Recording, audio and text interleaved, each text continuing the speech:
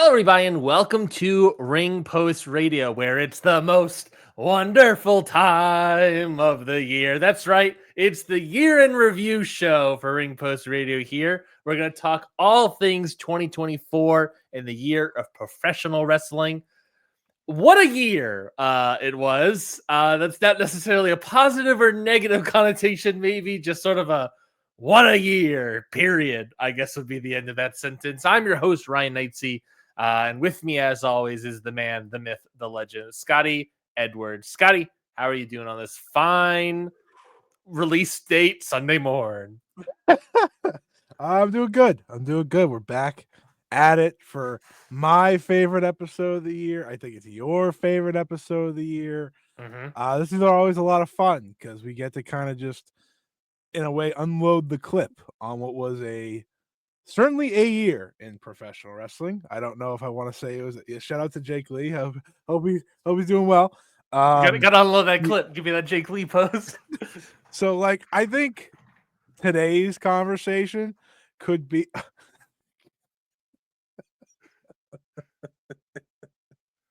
I'm Jake Lee. Oh God, I think today's conversation could be our most interesting year-end conversation we've had. And I think it'll kind of open the doors for maybe a very interesting year of coverage come 2025 for us. So that's why we like to do this. Yeah, it's always a fun episode to do. It's sometimes our best episode. A lot of people want these sort of things. I'm glad we can bring it to you. I'm excited for this. A lot to talk about, both positive and negative. I think down the line for pretty much everyone. I guess we'll start there. Overall thoughts of 2024. My big thing that I've been sitting on for months now, Scotty, is that. And I feel like this way in my own personal life as well. I don't know if you have that feeling about your personal life or even maybe like the world in general, but like I really feel like this 2024 was a transitional year. Like there are a lot of things that we either transition like on the screen from one thing to another, behind the scenes, philosophies, booking ideas, all these sort of different things help transition in a lot of companies. WWE, very obviously. Vince McMahon now fully gone. TKO is, under control. Triple H has taken over the whole thing. Obviously, Vince is gone. TNA becoming TNA. And then a weird, slow expansion in a weird way for them. New Japan. It's another extreme, obvious example where it's the loss of Okada and Ospreay, and now we have to start elevating these younger guys. All Japan, their year pretty much being elevating the younger guys, right? So a lot of these different things. And I think also like AEW, I think their transitional year is less like a physical presence in my head. It's more of just sort of like a year that was, in a lot of ways, is what I also describe as a transitional year. I don't think AEW, and we'll get to it more in detail, but like I don't necessarily think that they had a horrendously bad year. I think 2023 was, to me, a bad year for them, but they obviously didn't have a great year, and it just felt like we were just moving the chains a little bit down the field for AEW this year. But for a lot of these promotions, I think it boils down to a big transitional year of professional wrestling. The problem with transitional years, Scotty, is that what are we transitioning to? We can talk about the tea leaves when we talk about our year end, our 2025 expectations, but like, I don't really know. Could we be transitioning to something good, something bad, more of the same? I don't really know. And I think for a lot of these companies, it's kind of up in the air right now. So a weird time in the history of professional wrestling, in my opinion. But what was your view of 2024 and the year of professional wrestling, Scotty? This was a taxing year as a wrestling fan for me. Good adverb. There were a lot of times throughout this year where I sat back and I said, like, do I even want to do this? Do I even want to watch this stuff anymore? And like, I don't, especially your beat, especially your beat. Oh my God, yeah, that hurt me the most, and then like anywhere else I looked was just like, oh, this isn't that good. Oh, this isn't that. All right, maybe I'm done. But here I am, still trucking along, right? Yeah, it was a taxing year. And I think if you're a fan of pretty much any promotion we talk about today, there was a taxing moment, Yeah. month, Yeah. period, or something. And I think that comes with obviously what you said of transitioning for a lot of these companies, but they're, I think we saw the ugly side of wrestling a lot this year as well. Hmm. Um, which you could argue we see that every year, but it Sure. felt like elevated a bit more this year in seemingly every situation humanly possible. Um, that being said, there's still a lot of good to take out of this year. I know a lot of people, in terms of the in-ring aspect, which a lot of people focus on, we do obviously as well. Yeah. It wasn't the strongest year, um, in terms of like up and down all these promotions around the world. I never thought that when people couldn't cheer, we'd have better wrestling on a consistent basis. Cheer and be loud and be excited, but that is the reality we live in. I think this year struggled in some senses, but at the same time, the highs of this year were higher than many of the years prior for me. Yeah. So you got to look at it different ways, right? You get more highs, but you get more lows, so on and so forth. And like I said, that can be, as I said, taxing. But it'll be fun to look back. It'll be fun to look at each promotion and kind of the good, the bad, and the ugly. Um, and look forward to 2025 because I think that's often the best part of this. Yeah. Well, I'll lay it all out here. So what we're doing for this year's year in review is that we're going to discuss. We're going to go promotion by promotion. Pretty much the ones that we covered. Not really promotion by promotion, I guess. Concepts, because one of them is just labeled the indies. So I don't know if we're going to go Ugh, super in depth on a bunch of the indies, but we got no. 15 different various things. We're going to discuss who our sort of wrestler of that promotion is. Some of the pros and cons of their year of 2024, and we'll discuss, our matches of the year, both male, female, and tag team matches of the year as well. Not for every single promotion, but just overall. At least at the moment of a recording. And then, of course, we'll talk about our expectations for 2025. What we're sort of hoping for, what we're looking forward to. Do we think it could be good? Do you think it could be bad? We'll sort of talk about and discuss what we think could happen with wrestling in Mhm. 2025. So I guess let's start off with WWE. Obviously, a weird thing because I was wanting to say a tumultuous year, right? They get sold to TKO. Vince gets officially ousted from the company. All of these things come to a head for Vince McMahon. The NDAs, the Janelle Grant lawsuit, all these things come to a head. Vince is officially gone from the company. Triple H, Nick Khan, they all take over. Um, and the company gets the biggest boom period it's ever had in since Yeah. the Attitude Era, since the 90s. An Yeah. insane year. I don't That's what I mean. I don't want to say tumultuous, but an insane year. A year that you thought would in any other thing would destroy other companies.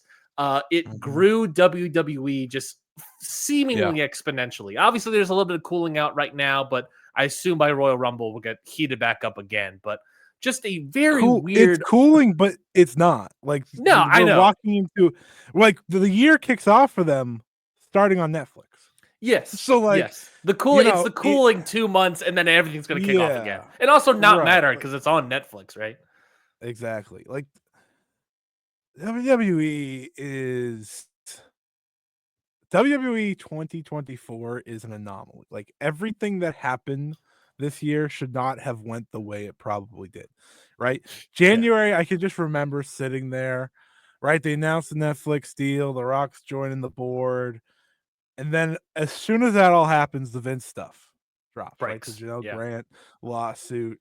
And I just, and everything from that goes right into the Rumble after. And I remember that Rumble, everyone was like, "Oh, who wants to watch this? Who wants to do this?" Blah blah blah blah Mhm. blah. And I don't mean blah blah blah in a rude way. It's just like there was a lot of things being said at the time, and from there, it just skyrocketed. And Yeah. never ever would you think that would happen that way. Yeah. But when you're the beast that WWE is, you can do that. If you can tell the right stories and interest people enough, you can do that. And yeah, this year I think insane is perfectly stating their year, because it is insane how they got here and how many hot feuds they did, how many records they broke, and all these different things. It was nothing but a year of success for WWE, even with all the disgusting things Yeah. that have followed. Like, that It is just the sucks way to to look hear. at it. It does. WWE, It does. if It does. WWE is personified, it's Logan Paul, right? Like a guy that's so good at wrestling, but I don't enjoy him as a person. That it's like, God damn it, how is he so successful?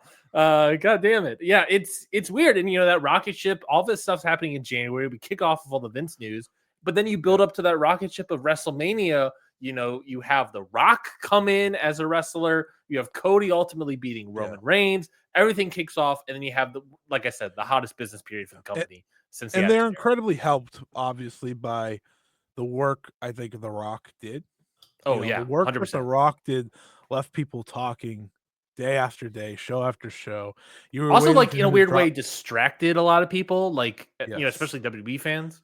Well, when he's dropping promos on social media that only The Rock can drop, it's hard to, like, for the WWE fans, it's hard to pay attention to anything else, Hmm. because ultimately, at the end of the day, what The Rock created was magic. It was The Rock. It was what people remember The Rock to be. And I think that's kind of what powered that through, along with the Cody stuff, obviously, and how that all went. It made that first month seem like nothing to many of their fans. And like we said, it was, again, a rocket ship that just feels like it has no signs of slowing down going into the new year. Yeah, the Rock it ship. The I Rock. think there we go. That's Yeah, how we do it. there you go. So pros and cons of this company. Obviously, I mean, Well, the cons are obvious. con the Janelle Grant lawsuit, big time con. I gotta say, big time con. Uh, Pro Tony, not Tony, Nick Khan. Yeah, well, I mean, some people might consider Tony Khan's booking a pro for WWE. sure, sure, But sure. in all seriousness, Nick Khan obviously continues to be a pro for them, getting all these deals, going international with their pay-per-views. I think that helped them massively, Hmm. right? Because B shows became exciting shows because of these crowds and how lively they were. Yep. Um, The but Netflix let's go. deal. They're now going to be the Saturday Night Main Event deal. They're on cable, on broadcast. They're on streaming going into Yeah, 2026. they have a lot of business pros, Yeah, yeah. Behind the literally, scenes, and in the idea of pros and cons. uh, but we can't disregard also like the wrestlers themselves. I've obviously a big pro for me is Cody Rhodes. I think you'll agree. Another big Yep. pro is once he was able to return all healthy, CM Punk. Obviously, Mhm. another obviously big business metric mover, right? Obviously, but Yeah. the Drew McIntyre feud was phenomenal. It was Right. sorry, the ending was phenomenal. There was a Yeah. lot of choppiness. A lot of WWE bumps. WWE still has its WWE ness at the end of the day, Yes. but Yes. they were able to have a great conclusive finish to that storyline, Mhm. just like they were able to have that same one for Roman and Cody. There are bumps along the road, but they've been able to figure out how to have They pay it off, successful payoffs. and ultimately, what are you gonna think of when you think back? It's gonna be the payoff. It's not gonna be the bumps and bruises along the way, right? I mean, it goes similar to the many stories of the past couple of years. Like, I remember when, Sasha and Bianca main evented, and Yep. that was not a good story going in, but in the end, they delivered in the match and in the main event. It's like, that's what WWE has done there for a very long time. If they pay it off correctly, you remember it fondly, and they have a lot of that. A lot of that has to do with Cody. A lot of that has to do with CM Punk.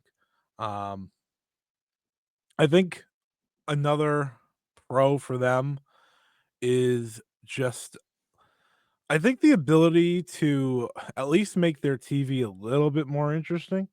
Like, that is a Sure. real pro, because for me, when it comes to their TV, it was often, oh, I could see this one clip on YouTube and I never have to see it again. Yeah. And then, like, I feel like as the time has gone on, you start to see more people tune in a little bit, and more people see this and that and want, and I think that's important because ultimately, I always think that WWE does one thing, it uses their TV to build to the pay-per-views. That is all they do. That is what they do. They don't Mhm. care about matches. They don't like that is not what they use TV for. They use TV to build to the big show so that people watch the big show and you do it all over again. But I think they did a better job at enhancing television. I still don't think Yeah. like you need to go out of your way to watch it every single week, Sure. but at the same time, the most hyped show in January is their Netflix debut. So it they're showing that they care Yeah. when it comes to their TV. When during the Vince era, it was unwatchable. Yeah, the Vince era, like I totally agree with what you're saying. Like the TV nowadays can still be boring Sure, sometimes. There still be sort of we're not really moving the needle too quick. Triple H loves that slow build, so not really moving he the sure needle does. storylines that much. Much like his matches. But Vince stuff, there is definitely stuff that's just completely skippable, completely bad in the Vince Yeah. era for sure. But I do agree that I feel like the Triple H booking of the television has gotten more interesting, where they've been able to showcase more like tournaments or Mhm. big time, TV It feels matches like a wrestling or company. yeah, right. It feels like a wrestling. It Yeah. feels like they have matches. Obviously, cage match was a thing this year as well, where it kind of just Right. got invaded. But and all that stuff kind of came to a head this year. But Yeah. you would go on WWE still on Cage Match and still see like they have like still really high level matches. Yeah. Braun Breaker, the IC title reigns of Gunther and Braun Breaker were pros here. Showcasing good, interesting feuds for a lot of people. Obviously, all the Roman, the Bloodline stuff kept people interested this year. They Still it is. found a way to make the TV more interesting, Yeah. especially for those WWE diehards. Yeah, and I think, one more thing I'll give them for pros is they make their wrestlers feel important. I mean, WWE has always excelled at that, but it definitely They feels have, but it feels like it's more now. At one point for WWE, it was 5 guys. Now it's like it goes burgers to and Jey fries. Uso, right? Like Jey Uso's important and super over, and Sami Zayn is a super over, and Mhm. Kevin Owens now ending the year the way he is, and it's super over in what he's doing. And that's not naming the usual main eventers. I'm not naming Cody, I'm not naming Roman, I'm not naming Drew, I'm not naming Punk, I'm not naming Seth, right? Like Not naming The there's Rock. not naming The Rock. There's more interest in like a lot more wrestlers, and I think that is Mhm. something that if there was something that I would like AEW to take from this company, it's that. Sure. Right? Well, You would like to see them take the importance of keeping people important consistently than, oh, we don't have anything for you right now, so you just kind of go over here for a few weeks and come back. Like if you're gonna go away, you're gonna come back still big. It's yeah. not a sense of, and I don't like to do the comparing thing because I don't think these companies are really similar all that much. But considering we spent this year with a lot of people saying, "Oh, AEW is doing too much WWE, this and that," they should. The one thing they should take is that, right? It's like, yes, Swerve's important. I see people talk about Osprey and his importance and like where he is at a level in this company. Every single week he has a match now. Yeah. I'm like, listen, I think I think I know where Osprey is, but does everyone understand where Osprey's supposed to be? I think Yeah. that's an interesting thing because for a long time in the early years, especially Tony Khan didn't like to give away big losses and whatnot, right? That was a big thing. And I don't think he really does now either. But I watched Darby Allin pin Will Osprey on Dynamite this week, and I still saw a problem with that. I was like, wasn't this the thing? Like, it felt big. Like that felt like a big moment, and it's not like Will Osprey lost to, I don't know. I wanted to say, who's the guy that Alan Angels, um, Wow. Oh with the yeah. whole Kenny thing, but like, What a pull. I think there's importance to how they build their roster up, so when they lose, it doesn't feel bad. And I think if AEW could somehow get there with their wrestlers, it's a different thing. But we'll talk about AEW soon. But my ultimate point is WWE has made a lot of their roster feel important and special and major, if that Yeah. makes sense. And it feels like when they appear on TV, the crowd cares. And ultimately, that's all you want. You want the reaction from the crowd.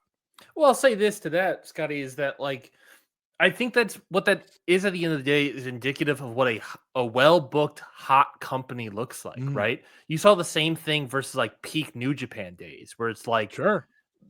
the phrase where like everyone is ready to boil. They're like about to boil, and we just heat them up a little bit more, and they'll be over the top, ready to go, right? And it feels like WWE has that. AEW maybe had that for like a year or two, right? 2021, 2022, right? But obviously not anymore. But WWE has it now. New Japan had it back then. Just the no one else feels like they necessarily have it. We'll get into that, but I think that's what that is indicative of a hot company. And WWE was able to be successfully hot the entire year, which is not the easiest thing to do. But when you're hot, it makes everything else look better.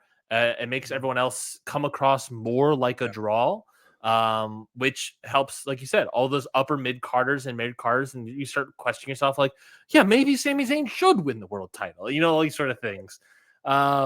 It's that's what's good. That's what's good about wrestling. Is Yeah. you want that and obviously I want AEW to be like that. I want all these companies to And have that sort of ultimately, feeling. it is like you said, it's good booking in a hot promotion. Good booking goes a long way. Good booking Mhm. goes a long way. And I don't even think WWE is anywhere close to perfect booking. Well, I'd But say it's not. So I don't necessarily think good booking hot promotion can be a chicken egg situation or a cause and sure, effect situation because I agree. WWE. I don't think the thing that turned around WWE this year was the fact that there was good booking. The thing that turned around No. WWE this year was that Vince McMahon got let go, like Yes. quote unquote let go. Uh, One could argue that that led to good booking. sure, good point, good point.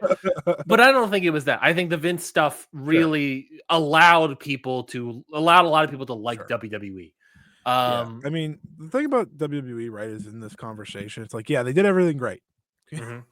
It's like we're walking into a year where you and me have said and stressed on this show each and every week. Oh, even if they start to cool down, they got John Cena on the way. Yeah. Oh, even if they start to cool down, they like, and they didn't. That's the thing. Like they cooled down a little, obviously, from like the Yeah. WrestleMania season, but that's natural.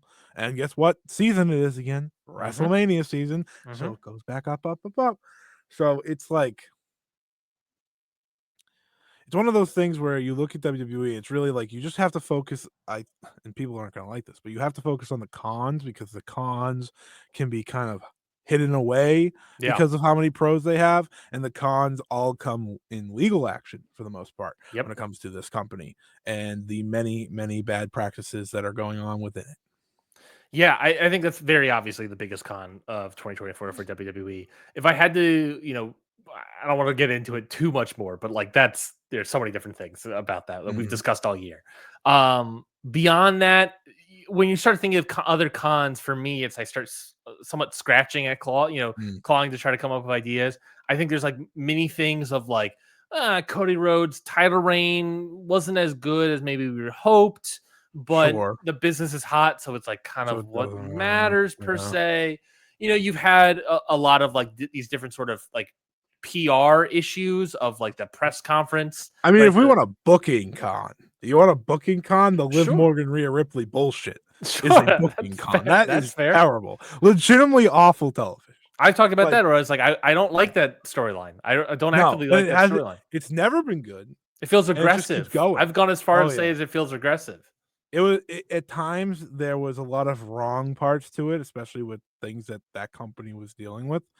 Um, if you wanna remove that part out and just say the fact that it's continued for since essentially May and has never been good, you just add that too, like, it's been bad, and I think as a result, has dragged down a women's division that not enough people talk about, is not where it was at one point. Thank you. I didn't write this down, but I've been also hammering this home all year, and I'm so glad you brought this up. The women's division is not as good as it once was. Obviously, the big part of that is Sasha Banks is no longer in here. Charlotte Flair has basically been gone the entire time. But Charlotte, I'm not a big fan of Charlotte Flair. Becky's Anyways, been gone all year. Becky's been gone pretty much all year. She was also supposed to be gone longer, if we all recall. Like she came She had to back come back because for a Rhea got month, injured. And Bailey has been around, but she can't hold it up herself. Plus, she's older. She's got weaker knees. So there's a lot of other issues there.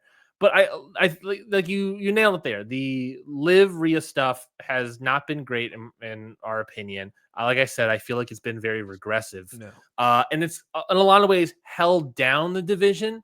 You had a lot of other people who have been doing great stuff, Io Sky, Bianca Belair for numbers, but they're not having a great year of 2024. Io Sky, obviously, that has whole damage control stuff, but by the end of the year, she's a whatever title defense for Liv Morgan. Bianca Belair, tag champion with Jade Cargill, someone that WWE acquired and acquired last year, but debuted in the Royal Rumble this year. She's been a part of that, but that has had severe mixed bags tending to negativity surrounding them as a tag team. Bianca. And it's brought down Bianca severely. Plus the other PR issues with like African American writers or lack thereof, and these sort of things. I mean, for WWE. I know some people that will listen to this will like, well, NXT's doing great. I was like, yes, that's true. NXT's women's division is very good. It's a very strong division. But we're talking about Raw and SmackDown, which are not at all. And no offense to NXT, that is where most eyes are on. So, like, yes, NXT has done a good job and they're building the future. But until that future is up on Raw and SmackDown, look at Raw and SmackDown. They have a good. I understand they are added new titles. That's great and dandy. Sure, what? But that's not new wrestlers. Strong. That's that's not new wrestlers, and it's not going to benefit booking at the moment. I mean, it will because it makes things easier. But the booking you're describing is like that's not going to affect the world title booking. That's going to affect. I mean, the world title booking is bad. Both of them currently as they head into the new year. Now, January 6th might end one of them finally, and Rhea Ripley being champion and going into WrestleMania, Becky returning, Charlotte return. As much as I'm not a big fan of Charlotte's previous work since the last time I saw her wrestle, but she's Charlotte Flair. She's a big star that will be good for them. I'm actually interested to see how Charlotte Flair's return. That's fair is because perceived. She hasn't been around forever either. But Becky's back, obviously a big deal. Presumably Tiffany Stratton's getting the belt soon, which I think is a good thing as well. So we'll see. And then ultimately like call-ups will happen and we'll see, Roxanne Perez, I'm sure will get called up, and I'm going to guess Stephanie or Julia is probably called up by the end of 2025, you'd think. Just because like I don't see them being in NXT too long. So hopefully, and when we name these cons are the ones you want them to improve. So I would like to think the women's division will be improved. I will not allow the excuse, we were missing star power. You could still book agreed a good division without star power. And we'll like to see the lawsuits improve towards the people that were wronged. Mainly being allegedly Janelle Grant, all these people. Absolutely. That's I guess the big con that's there. That's the big one, and that's what I said. Like, we could say all these pros, but ultimately, like that one, but the multiple cons. It's the albatross around the neck of WWE right now. It's hard to ignore. I know a lot of people do, but it's hard to ignore as a fan of wrestling. And ultimately, at the end of the day, especially after this week of the stories that have come out, you do have to remember as a wrestling fan, this is kind of what you unfortunately prepare yourself for, because it's consistent, unfortunately, within all wrestling companies. And that is not, if a normal person looked at pro wrestling and saw these things, he'd be like, what is wrong with, because there's just so much. Well, how do I say this? I do think the major ones. Yes, it's not good. I do think that wrestling has improved in a lot of ways. We're not you know, Well, Vince isn't in it anymore, so that's a good yeah. start. But I also think like wrestling is a very carny business and a very sly, Forever. backstabby, and all these sort of businesses. And Nick Khan hiring all of his bros from ESPN when they get cast off for various abuses is a huge negative. But it's also like sadly indicative of a larger world's, an American business scope. The sad problem of it, the real problem of it is like these sort of things happen in business all the time. The problem is Yeah. because it's wrestling, it gets ignored a lot easier. And that's the frustrating Bingo. part of it all. Bingo. That's perfectly said.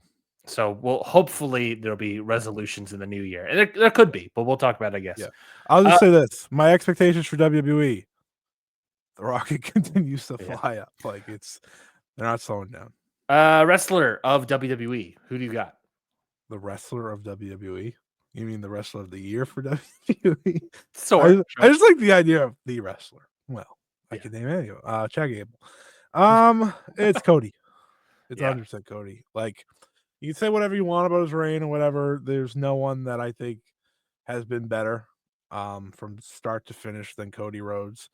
He is everything that they needed in a poster boy per se, post John Cena. And he moves all the business metrics. Or pre John Cena. For Well, John Cena. 2025. For 2025, pre John Cena.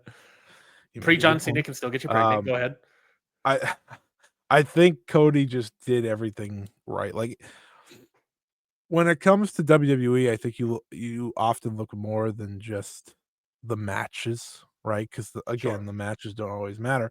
That being said, a lot of the time he had the better matches on shows. Like when he won the WWE Championship, we said, "Well, pay-per-views just got better," like because Cody is champion, right? Yeah.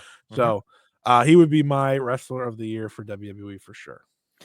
In the interest of naming more people, I'm going to say Gunther as a big time wrestler of the year for WWE. I think his match output has been consistently great all year. For the most part, I think he had 2 title reigns, right? Work rate wrestler for sure, but start of the year as IC champion, great end of that reign, losing it to Sami Zayn in WrestleMania in a great match. And then later in the year, winning the World Heavyweight title. And again, really putting out great stuff. I think he's really improved on the microphone as well. He's a real highlight. He's a real pro of his handling. Yeah. Right. That's what you want to see for a guy like Gunther. Yeah. And I think his output has been phenomenal in 2024. And he is somebody that I thankfully do not have to be concerned about anything about them, really. Because this guy, all he has to be is this guy, and he will succeed. And the way he wrestles is Hall of Fame level in my eyes. So I think Gunther is definitely up there for sure. Well, let's move on. I feel like we'll have an hour-long discussion here. Let's talk about AEW. And I think the one big, weird, overlaying topic of AEW this year, I already talked about it a little bit earlier in Ring Post Radio, but the fact that I even have to make the jokes about, let's have a 1 hour conversation about AEW. That's a bad joke to make because you shouldn't have to make that about any of these promotions. But it's also AEW is a company that gets every week, as you just kind of laid out with Will Ospreay, every week there is some sort of conversation about what AEW is doing wrong. Even when they were hot, there was a conversation about what they're doing wrong, what they're doing right. This is a company that gets nitpicked. Now it's just amplified. Yes, it's a company that gets nitpicked to death every single week, even during hot periods. And when it's the cold periods, like right now, Scotty, it amplifies the noise so much hotter. I said this on Ring Post Radio that the biggest thing that AEW fans can do to help AEW is stop talking about AEW so much, because it is amplifying that noise. And this company, and I think a big part of it is because Tony Khan goes on social media all the time, and arguably way too much. But I think a big part of it is like they listen to the fans, which is great. But I think the fans of AEW, the fans discussing AEW, they can't agree on what AEW should be at the end of the day. Right. Right. Like you said, with Will Ospreay, what should Will Ospreay be doing? I don't think people can agree on what Will Ospreay should be doing. I don't Yeah. think people can agree on the where the direction of AEW People needs to can't be agree on going. anything, truthfully. No, and WWE fans can agree. They're having fun, having a good time over in WWE land. But in AEW, we have to discuss and nitpick every single match, every single segment, every single everything in AEW, Yeah. and not allow it to just exist as its own thing, which is a frustrating part of being part of an AEW fandom, is seeing and hearing constant constructive criticism about the product. Because at the end of the Yeah. day, one half of that phrase of constructive criticism, Scotty, is still criticism. And I can't take it anymore. I just want to watch a product, even if it's cold. I'm still going to enjoy it because a big pro for me, Scotty, the wrestling quality is still really good. They have many match of the year candidates coming out of AEW this year. And I think for me, when it comes to that match quality still being good and AEW overall, my big thought about the company in 2024 is that I think their ceiling is still high, right? I think their match quality ceiling is still high. The problem is, I think the floor got a little lower. I think Huh. 2024 was better than I watched Jay 2023. White versus Billy Gunn. It definitely got lower. Got 0 stars out of me, baby. I think 2024 was better than 2023, but it was not better than 2022 or 2021. It was still not the best it's been, Hmm. but I don't think it's the worst it's been. And that's what I sort of mean. Like they're kind of just moving forward for AEW in 2024, and hopefully something can turn around. But I don't know. But I guess we'll talk about that later. But what do you think about AEW in 2024? The I floor think a is lot of yours. things about I don't AEW know. in 2024. Uh this is the first time I've ever seen people that I know to be AEW fans, freakazoids, may have you, Yes. Yes. uh, turn on the product. Yeah. Agreed. And I don't mean turn on the television and watch it. I mean turn on it and bash it continuously. Yeah. Because I think there's just a disconnection right now between those who make AEW television and those who watch AEW television. Um, there are pros and cons. Obviously, I think the pro that you nailed is the in-ring quality is still there. I don't know if it's as much there as it was, say, 2 years ago this time. Um, Maybe. I don't really remember what was going on 2 years ago this time, I'm not gonna lie to you. But it feels like Punk is around, I guess, and yeah, that's really. well, no, 2 Well, years not ago was this, Punk, not he was exact not. time. He 2 years was, ago. we were trying to really understand if he was still with the company too, but you get the point. I think for me, watching AEW is well, I do think last year was worse. Like, at the Yeah. end of last year, it was so bad, I was so I brutal. was out 1 foot out the door. It felt Right, like, like. I agree with you on that.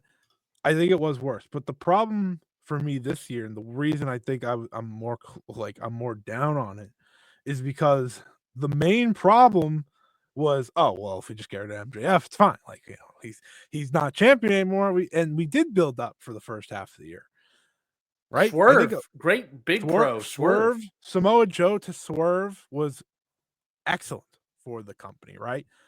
I just think there is the problem of I think the problem is that when it comes to the second half of the year, Mhm. a lot of decisions they've made have not paid off. Sure. And Can you give an example? as the Hangman Page, everything with Hangman Page, right? Like I said it on this show week after week after week after week. Oh, you know what you should do with Hangman Page? Have him become world champion in the end of all this. And yes, I understand, and this has been a topic lately as well. Should have Brian Danielson have won at All In? I don't think there's a problem with him winning at All In. I truly don't. It's how it's a decision in the direction you go post Brian Danielson. Yeah. They had this they had this casino gauntlet to get a title shot whenever you wanted, and they gave it to Christian Cage. Which I'll admit.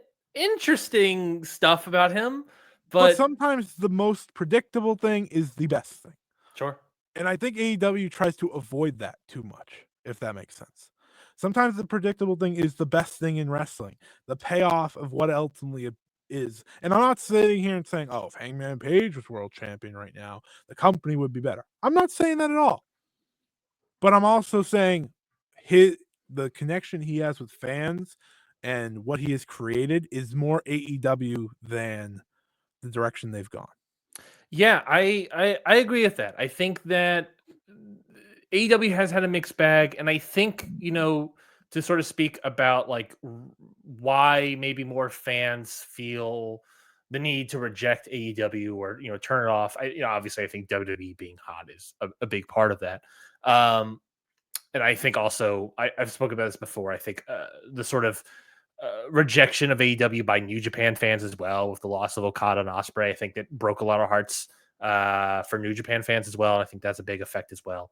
But I do think another aspect of that is that 2023 was bad, and there was like, okay, let's fix things. And I think the fixing of things wasn't drastic enough, right? People were maybe hopeful of going to the new year, Samoa Joe's champion, maybe something can turn around. It can't be worse. And like I said, whereas it wasn't worse, it wasn't demonstratively better. And it's really easy to lose out hope. And I think it's also easy to lose out hope when you have a bunch of people constantly going in on every single topic. Like I said, I think the wrestling quality is still really good. I mean, Yes. like I said, I think they've had a lot of match of the year contenders. I looked at my top 10 pay-per-views or shows of the year so far. And 4 of the top 10 are from AEW. You can expand that to 6 if you include Ring of Honor. I think they've had a lot of great stuff for AEW. I think it's just not a big enough improvement. And this latter half of the year that you said, it's just sort of like more of that, there's hope, there's excitement that something new could be happening, but then it loses steam quickly. Loses steam, gets like muddied up. There's like sort of booking confusion a little bit. You have these strong established characters of Christian Cage and Adam Page and Moxley, but they're, for whatever reason, they're not necessarily coalescing into something uber interesting or uber successful in the storyline compartment. Again, that's why I brought up Hangman Page, because it was interesting. And then they went down a very odd road, right? They do the steel cage match. They give him the moment of winning, and it doesn't make sense. Right? Yeah, it doesn't make sense. And it's frustrating. It's a frustrating thing that it doesn't make any sense. Other pros that I have here, obviously, I think as a TV deal idea, new better TV deal on the horizon. They get one, right? That's a big thing. They have 3 years or something like that. They have this potential Fox TV deal floating around that, according to Dave, is still a possibility. And as a time when we were recording this, not only did they have the Max streaming deal where they're going to have simulcasts going on with Dynamite, but now they've announced they're going to start uploading the backlog of AEW onto Max, and I think that's big positive. One of the big things I talked about WWE that sort of helped kick off this sort of boom period for WWE was that I thought Peacock was a very successful move for WWE, and my hope in my theory, I guess, is that we'll see something similar with AEW, with both simulcasting on Max and the backlog existing, plus pay-per-views in the future existing on Max. I hope and suspect that will grow. I actually don't know. I think Max is a smaller streaming service than Peacock. I think I'm pretty confident to say that that's the case. But otherwise, I think that's pretty good on terms of a business side of things. Yeah. Do you have any other pros? I mean, I think you're right. The biggest pro for the company is the TV deal, right? Like, that goes without saying. Getting that TV deal is what was needed, because it was the talk for most of the year. It's like, and ultimately it affected TV and affected directions, because it was like, we have to pack this, we have to fill this, we have to do this. And I think it goes a long way when you're not doing that anymore, and you can kind of just lock in and focus on directions. But again, we're waiting for that. My biggest pro is Swerve Strickland. That is AEW's biggest pro. Yeah. He went from the guy that a lot of people believe should be world champion to the guy that easily said is the guy. Like when you see him appear on the screen, he feels more important than everyone else. He feels bigger than everyone else. And they did so through a title reign that elevated him time and time again. He faced Will Ospreay in that incredible title match and beat him definitively. He went to the main event of All In, and yes, while he lost, he fought in probably AEW's biggest match of the year. I would say, and the biggest moment of the year, which was Danielson winning. He became that guy. So when we talk about earlier with the main eventers and everything, right? Everyone feels important. Swerve disappeared, and when he came back, what happened? He felt important. When he lost to Bobby Lashley, what happened? He still comes back and feels important. He is the guy that captured that main event superstar status this year for AEW and hasn't let it go. He is legitimately the opposite of everything MJF did in his title reign. Legitimately to a T. MJF started the title reign as a star and ended it as a guy that everyone said, "Get off of my television. I don't want you here." We are now here at a Still time saying it. a week before World's End, and no one could give a shit less that this guy has come back. But with Swerve, everyone asks, "What's next? Where's Swerve going? What's he doing next?" I think that's very important and really incredible because despite AEW being cold, they made a guy like that. And I think that's very important for their now and future. Takeshita, big time pro. Obviously, I'm a big work rate guy over here, but Takeshita has always Took a been while. always been a great wrestler. Always been a really good, Yes. great wrestler. But 2024 is the year where they finally pull the lever on Takeshita, and he excelled greatly in 2024. Had great matches. The great Will Ospreay match. Obviously winning the international title. Pretty much all of these matches he's had this year have been His at G1. minimum 4. He was wrestled in the G1, where he had arguably the best G1 performance out of I don't even anyone in New think it's Japan. arguable. Like I think it was definitive, truthfully. Like And there's a he good was he's incredible. starting the new year as the never openweight champion as well. So we'll add that to the pile. So Yeah. I agree. Like he's had an arguably great year, both Mhm. as a AEW person, but sort of a expansion into the New Japan partnership as well. Takeshita, I think, has been a big pro as well. Yeah. Um this is my most unique one. It is a pro and con. So the pro was signing the 3 big free agents of the year. It was signing Kazuchika Okada, signing Will Ospreay, signing Mercedes Moné. However, the con is The how it all went usage, down. Yeah. usage of all And three. like I can't even sit here and say Ospreay's usage makes all the sense because I didn't like how they handled him for much of the year. Um it feels like I might be crazy for saying this, but it feels like the person that's on the right track at this very moment is actually Mercedes, who I heard about all year not being on the right track. And I'll agree. There's a lot of it felt very WWE at times when she did her promos and whatnot. But as we're closing out the year, she feels like she has found her footing once and for all. And hey, what I tell you, the recipe was Suzuki. I'm just saying. Um, Yeah, it's a that's true. beautiful recipe. But even with the Chris Statlander match, it was a step in the right direction, right? It brings us to this one with the Suzuki. She has a match with Anna Jay where I don't think it was blow away, but again, it was more closer to the Sasha Banks version of herself where she was lifting up a talent to have a solid match.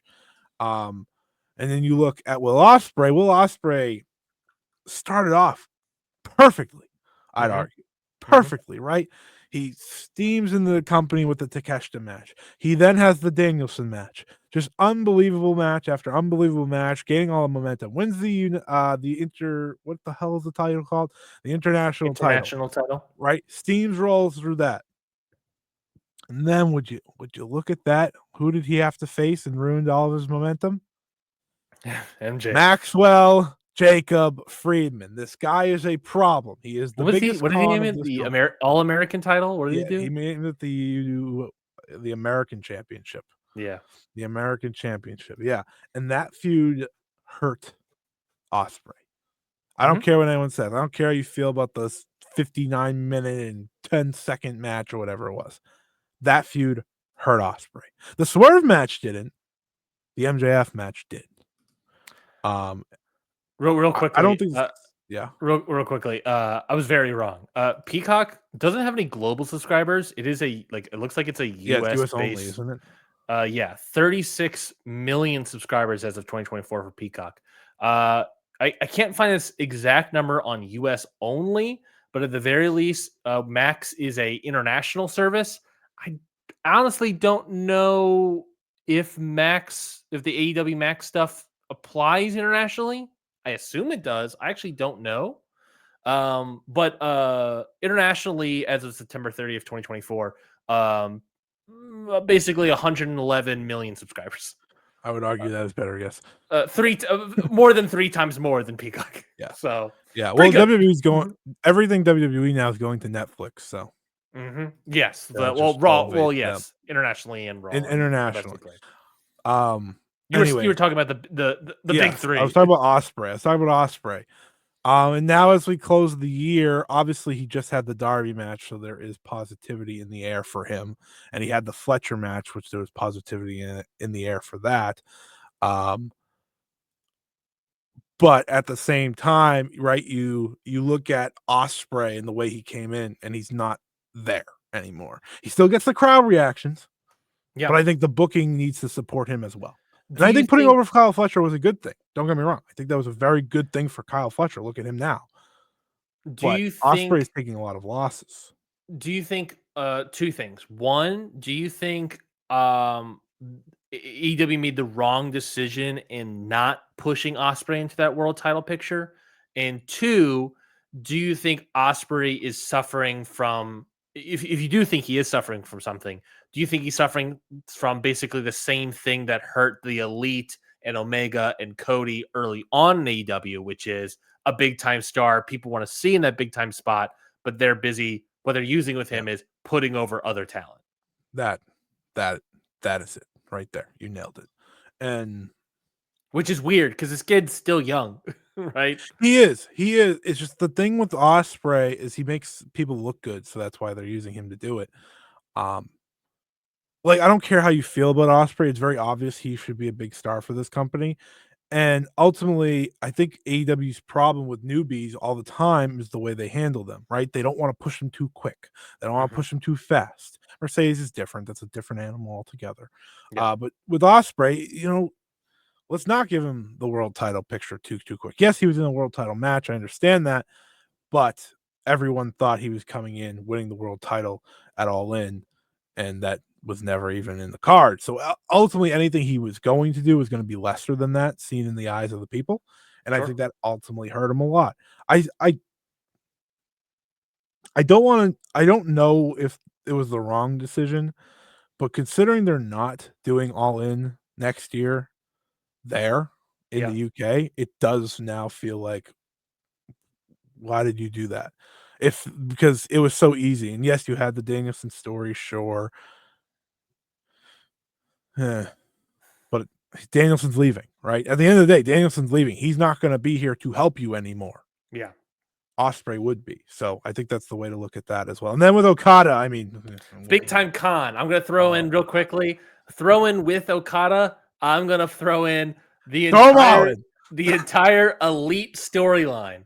I think it had an interesting start in the new year with the Young Bucks. Obviously, led into the Sting retirement match, which is one of the biggest highlights of AEW's 2024 season. But then sort of as a whole, the Revolution as a whole, but sort of everything after that just Bad. got piles of shit, deservedly.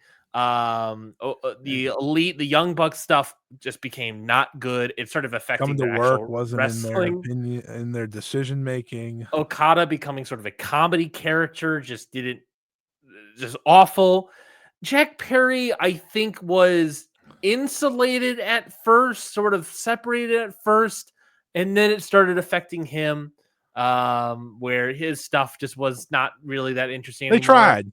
They're trying, right? I think they tried something. We talked about this earlier. Weirdly, I don't think a pro or a con, in my opinion, this year is releasing the Punk footage. Like, it feels like releasing the I Punk forgot it footage. happened, Yeah, truthfully. So they released the Punk footage, and that feels like a blip on the radar. That for at what the end their of the year day, was, absolutely. so which I guess is a good thing, right? I guess it could have been worse. Good and bad, I guess, because But they wanted to use it to elevate, and ultimately, I sit here, I'm like, I think that's what I mean. I think it elevated. I think it might have insulated Jack Perry at first, and then it didn't last it just long, right? wore off. It wore off, Because he right? was And I around mean, all these other dweebos. you look at the Tony Khan angle, man. And it's like that was just to do it for NFL films at the end of the day, which Yeah, sucked. Like there was excitement to that angle, and it just was nothing. I think you're absolutely right though with the elite, and I don't think there's anything worse than Okada. They're lucky Okada still gets the cheers he does when he shows up, right? unless he's wrestling Beast Mortis. Unless he's wrestling Beast Mortos. Okada doesn't feel like Okada doesn't feel like Okada. I mean, if you follow his New Japan career, you know what that feels like. We even said, I mean, we kind of said that around 2023, Okada. He was Well, already back. yes He and was taking a no. back foot there. Yes and no, because at the beginning of the year he was incredible, Sure. right? With you had him win the title and then the Kaito stuff, which was great. And then you had him lose to Sonata, which was kind of out of nowhere. And from there, I agree, it started to, but he was still Okada. Yeah. Right? Like, he shows up. Oh, it's a Kazuchika Okada. He shows up to Wrestle Kingdom this year against Bryan Danielson. He's still Kazuchika Okada. Now he shows up, and I'm like, oh, was he going to say bitch this time? You going to flip me off? Maybe have an okay match. They're getting vacation Okada, and it's not good for either of the sides. It's not good, I think, for Okada. I don't think it's good for AEW. I think everyone's hurt in this relationship. Um, I'm We not saying can, New Japan benefited from it because they didn't. Losing Okada was very bad for them. yeah. But at least they know to look forward. Like Okada's just a side character, and for the past decade, Okada was the top star in what many people would argue was the top in-ring promotion of the past decade. And to be fair to AEW, were we sort of expecting that level of Okada? Not necessarily, but we weren't No, expecting this, right? We weren't expecting he whatever this. disappears a Yes, he lot, like disappears. out of sight, out of mind. Like before the Continental Classic, it was like, oh, he'll be around for that. All right. And they paired him with the worst belt in wrestling. So Yeah. I Well, don't like that belt. I hate that belt. It's stupid. I think we can also unveil this here. We sort of teased it in our last episode of Ring Post Radio about how, in Slack, we went back and forth about most overrated Oh yeah. for the Wrestling Observer Awards for the B categories of Yep. most overrated. We had a lot of different names, a lot of names from AEW, sadly. And at one point, I just pitched to you most overrated, the Elite in 2024. And I, for sure, telling you now, voting for the Elite in 2024 for most overrated, 100%, because they were extremely overrated. They had 3 titles, I guess technically 4, under their grasp. They did have the great Sting match, of course, but then just utter months and months of garbage, to the point where they just like stopped putting the Young Bucks on television. And Okada, it has to kind of like be on his own for a little bit for the Continental Classic, not doing any of his character stuff, just go out there and wrestle. And even then, it's not that great. And then Jack Perry, all that stuff. I don't want to hear, well, Okada was getting, he's waiting for Kenny. He's worse now than when they did that angle, right? Oof. When they did the angle with Kenny and beat him up. That was when the angle was still hot and people were interested. Now I look at him and people, people say, "Oh, Kenny Okada's the plan." And it's like, okay, I'll be excited because it's Kenny coming back, and Okada would probably try, but like, that's not the reason. You knew Kenny wasn't coming back anytime soon. You should have kept Okada as hot and as dominant as possible so that Kenny could come back and be the one to take them down. Now that Elite storyline, gone. See you later. No one cares. No one cares except for the Elite fans. I mean, even them don't care. People will cheer. People for sure will cheer. People are going to cheer for Kenny, obviously. Kenny, luckily for him, was away from this. I mean, obviously it hurt AEW that he wasn't around, but I mean, man, I want to talk about topic point. It's not a pro or con because he wasn't here, but people were just like, this guy needs to be presented as this superstar and what he was in New Japan and all that. And I'm like, man, the guy's not even here. We're killing AEW. That's crazy. I know. Which is fair, I guess, because he is Kenny Omega. To continue the big three conversation, Mercedes Moné obviously gets signed to AEW. All the hype is surrounding her, and just her output, both I think storyline wise and match quality wise in AEW has not been there. It's been really bad a lot of times. I don't think none of it I think is like objectively like I'm not giving out 1 stars. I think to any Mercedes Moné matches, right? No. But it's just it's more so than anything else a disappointment. Right. Yeah, and I learned this week that I can't blame her anymore for Sheeta and Britt Baker.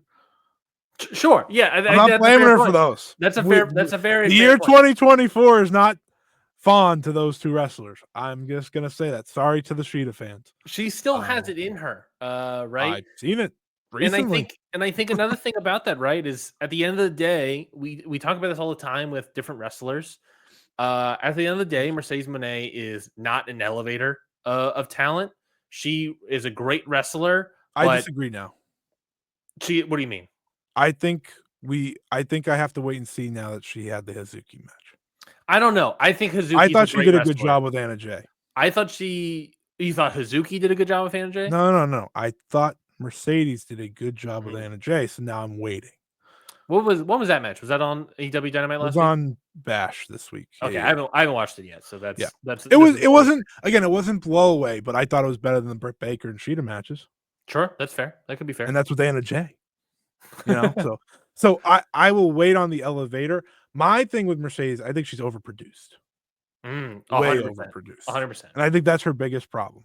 And she I doesn't think come off natural. No, she cut a promo after Strong Style Evolved that was so natural and just Mercedes Moné talking about Mercedes Moné things. I was like, Peppermint didn't write that. I know Peppermint didn't write that because New Japan just puts a camera in front of you. Like, all right, say something about the match you just had. She cut a promo on a treadmill, exactly, and it was a great promo. Right, there is something to be said about her. She needs to be less. She needs to focus less on what worked for her previously and do what works for her now. She's a very interesting case for me as the year ends because she ended on such a high note. Yeah. What is interesting about her? What is interesting about her as a character is that she is basically like, what if Swerve never evolved as a character and became more lifelike as a person? Right? Sure. It's the thing of like, she is still wrestling as like Baby's first heel, and she is still working that as her character, and that's what she wants to work, but it's like, no, you need to evolve from that and find the reality of the person beyond this. Swerve found that all the great wrestlers are able to grow beyond that, and she hasn't. She's crazy. Nor does she want to. She's crazy to me because I see her do that in New Japan naturally. Like every time she goes to New Japan or something, everyone's like, "This is right. This is the Mercedes we want." Yeah. She does everything, and it's when again she's on TV. I think there is a direction for her that can make her the positive she's supposed to be. And I think we're slowly seeing it. I also think, I'm just gonna say this: she should just be world champion. Oh yeah, because she is the world champion. She just holds a different belt. Yeah. Who's the one on higher on the cards? Every single paper. You know what I like about it though? I like how she wins all the secondary belts. You know In what I every mean? company. She's not the IWGP World Champion. Oh, I She's wish the she New Japan. had that. Well, yeah, but she's the New Japan Strong Yeah. Champion. She's not Yeah. the AEW World Champion. She's the TBS Champion. Yeah, this You is know, true. she's gonna win. She's gonna beat Red Velvet for the ROH Women's World TV title. You know, I think there's a lot of Mercedes is again so interesting to me. You're getting me at a time where I'm very high on what she's capable of because I know what she's capable of, and she's showing me what she's capable of again. I think there is a confidence issue as well post injury that sure, they might have plagued a lot of 2024, and maybe that's she one off missed a now. lot of time. Her Yeah. career almost ended and stuff like that. So I She also like almost went back to WWE. Like that's also a true. real reality. There is a real reality. So she is the one that I feel good about her and Osprey, truthfully, going into the new year. I do. Mhm. Like, I know Osprey's gonna be okay. I do. Okada, I mean, I don't know. I don't know. Yeah. I don't know what to do with Okada. I don't know how to fix that. But Mercedes, yeah, she's interesting. She's one of the most interesting parts for me going into the new year for them. I don't think I wait much longer. I don't think I wait too long to put the world title on her because at the end of the day, if she's going to be treated as the biggest star, give her the world title to elevate the world title. A world title, which by the way is a con. That's true. That is also true. World title is also a con. I had two other cons Women's written world down. title. My apologies. I had two other cons written down. We don't have to go into it too much, but MJF and Adam Cole, yeah. Big time cons. I wrote down here in parentheses. I don't know if this is true or not, but I just wrote this down as a question. Better than 2023? Maybe there's less of them. MJF versus Adam Cole. This whole storyline, is it better than what it was in 2023? No. There were parts of 2023 I'd watch. But like they're not the world title. They're not the world title picture. No, but they're always on TV. Also true. Always on TV. There's less of them, objectively speaking, in 2024. Like they should be on Collision or something they should be on Rampage. They shouldn't. If we want to start popping Rampage, let's put them on Rampage. Yeah, they can have the whole hour to themselves. I remember at the beginning of the year when MJF went away because of the injury, right? Everyone's like, "Oh, when he comes back, big raise, blah blah blah." No, fuck this guy. I'm done. I'm done with him. I'm done with MJF. I said it to you on this show like 6 months ago. Re-signing him hurt AEW more than if he left. Agreed. He hurts their TV. He hurts the interest. He hurts everything about it. He's not what fits their billing. And we've said it. We said it all year last year. I'll say it again. The people that kept him in line are all gone. Mm-hmm. Now he just puts his own garbage on TV, and we have to watch it. Yeah, I said this to you privately, and I'll say it now. Not the full aspect of it, but I'll say this part. A theory I've been working on. We say a lot, to be fair. So yeah, I can't wait. The reminder. MJF, I don't think, a lot of people call him, there's the Flair stuff, but I think that's gone. A lot of people call him, MJ Hogan, Flair. Right? MJ Hogan is obviously the big one that a lot of people talk about.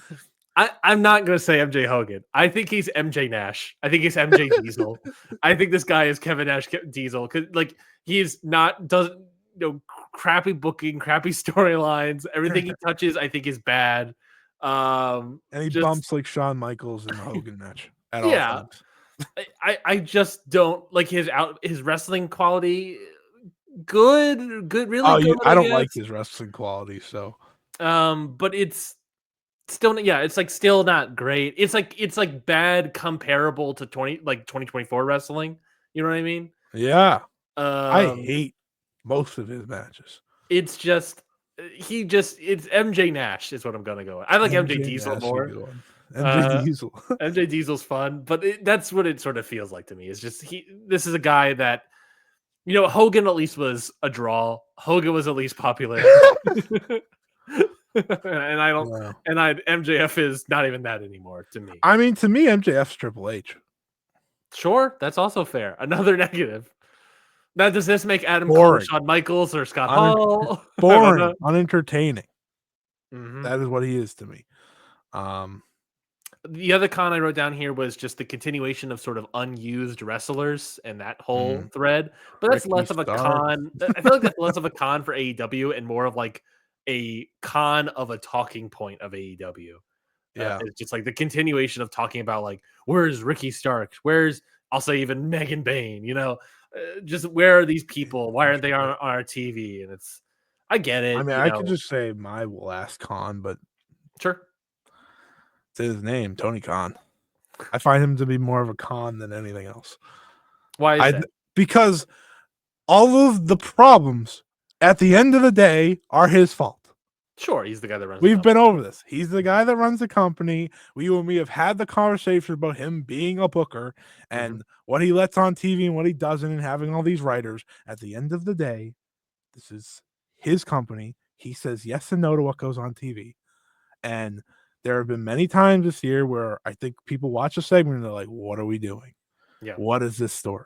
I'm watching it in real time with the Death Rider story. It starts off so hot, and then it's like, where are we going? Oh, there's cleaner fluid. Okay. Oh, Hangman Page is just in this now. Okay. After losing 2 matches to Jay White. It's like, it's he has too much going on, man. Like there's no doubt about it. This guy has too much going on. He helps an NFL football team. He helps a Premier League team. He does 3 shows a week for AEW. Whatever the hell Ring of Honor is, and trying to get that signed up now. And he worked on TV deals all year. It's just too much at the end of the day. And maybe the hope there is now the TV deals are done. Well, except no, Fox, Ring of Honor's not done yet. The Ring of Honor and Fox. I don't think Ring of Honor needs TV. You know why? Because I'm done. I'm done with Ring of Honor. I see what this show was this past week. Yeah, we'll talk about Ring of Honor in a second, but I get where you're coming from, right? I fully get where you're coming from. At the end of the day, this is his company. He's both the positive and negative. Obviously, the positive because he made them the second most successful pro wrestling company in the United States ever. Yeah. Period. That's what he did. That happened in 2024, right? So he is a pro for that, but he's a con for the continuation of these many things. The lack of using wrestlers. Why is Ricky Starks disappear? And then the only reason we know what happened to him is because he's like, I don't know. I'm fine. I'm healthy. Well, it's like this happens every year, though. It all adds up. The Punk stuff. That's his fault. At the end of the day, all that was his fault. Right? The Jack Perry stuff. I don't agree with the people like he picked Jack Perry over CM Punk. I was like, no, there was a line. He picked the Jack Perry. He picked the Young Bucks. He picked Adam Page. He picked Kenny Omega. And I'd argue for a lot of the time with the Punk stuff, he wanted to pick Punk. That's why Punk stayed for so long. Think about that as well. If he picked Punk, then not only would have Kenny Omega and Young Bucks probably fully left, Adam Page would have left too, right? Yeah. We would have missed out on that. Yeah. It's just like with Tony Khan, it's more, I don't want to hear about it anymore. I just want to see it. You know? You want to see results. Yeah. I just want to see results. I don't need this is a great tweet. Everyone's cheering. This is awesome. Live on TBS. Like, who cares? Like, they chant this is awesome every week. That is what wrestling fans do. I know. Yeah, this was a rant I had locked and loaded for Mr. Tony Khan. I got it off my chest. Here's to a new tomorrow. Here's to a good year in 2025. I think to sum up basically what you're saying, there's always a new era. Okay, good. I think Tony Khan is really good. I think Tony Khan is a great promoter in 2024, but not a great booker in 2024. If that makes sense. I get. Yeah, I know that they are two very different things. Wrestler of AEW in 2024. This was an interesting one. I was between 2, but I'm going to go with Swerve. Yeah, easy. You know, I think. I like we have similar theming with all of ours, but go ahead. Yeah, well, so it's weird, okay? Because like Ospreay, I think will get a lot of picks from people. I'll say right now, Will Ospreay. Yeah, I mean, I would have picked this guy, but I would have picked Big Boom AJ, but he only had 1 match, so I can't. That's true. Now that's a promoter. That's a real promoter. You want to talk about a real promoter? Yeah. But for me, I go to Ospreay's my promotion wrestler of the year. He's your promotion. He is probably your promotion of the year. Yeah, He had a lot of promotions. yeah. For me, I go with Swerve because of what he did for himself, what he did for the company, and he also performed in the ring. Right? He had the great matches. He had the biggest moments, and he led by example as AEW World Champion. I kind of said it all earlier with him. He Yep, made himself a main event superstar. Like yep. he can't get lost in the shuffle now. When he shows up, you pay attention. Hell, I watched him do a mini segment with Ricochet on On Dynamite. Dynamite this week, and he felt like the most important man. And it was just like a 2-second segment. Like that's him, and that's what he did this year for himself. Mhm. Well, I think really helping AEW for a lot of the year. You know, a lot of people are negative now, but he was a main positive from start to finish. And I think that's a big reason why he was the draw. He was he was the man that talked about them at all times. He was the point man and he delivered. And I think he's definitely my wrestler of the year for AEW. Will Ospreay, he's right now sitting pretty as at in ring, obviously, as my wrestler of the year, in ring wise. When's the last time he didn't for you? That's a good question. Let's see. I can literally pull it up right now. This is a Um, legitimate question because I am wondering. let's see. Give me 1 second. Give me 1 second. He has won number 1, 2024, 2023, 2022, 2021, 2020. And that's where it stops. 2020. Because you didn't do anything in 2019. No, 2019 is where things started kicking off for him. But he's ranked number 4. He's ranked number 4 in 2019. Yeah, he sucked. You know who's number 1? 2019? Yeah. That's the year AEW started? That is the year AEW started. But I don't have an AEW wrestler in here in the top 5. No, I didn't expect so because they were up and down. I don't know, like Shingo? No. Okada? Number 5. I don't remember 2019. Okay, number 3 is Daniel Bryan. Daniel No, this one. Get ready. Number 2, Johnny Gargano. Number 1, Adam Cole. How the mighty have fallen. Oh shit, that's funny. I think I've also become, I think, a harsher rater since 2019 because 2019 is when I started rating. Ospreay. That's fair. I love his in ring. What can I say? He's one of my favorite wrestlers. What can I say?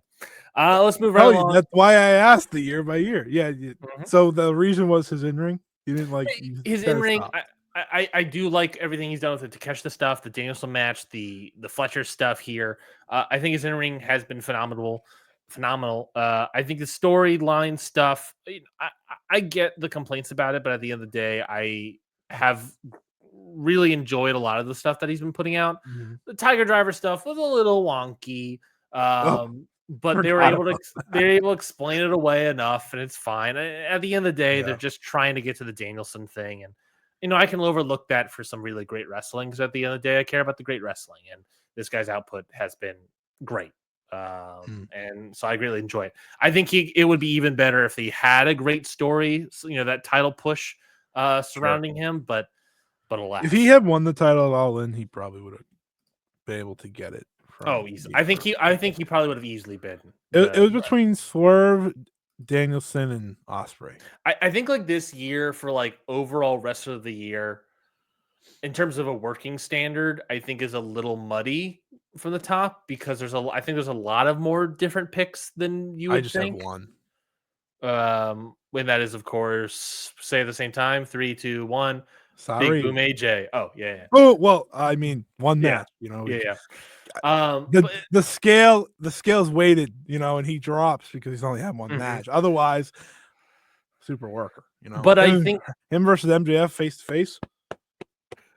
They actually did face to face. They did face to face in Boca Raton. But I think there's a lot of muddiness and in ring stuff this year. I'm very interested about when that comes to Observer Awards and some other stuff.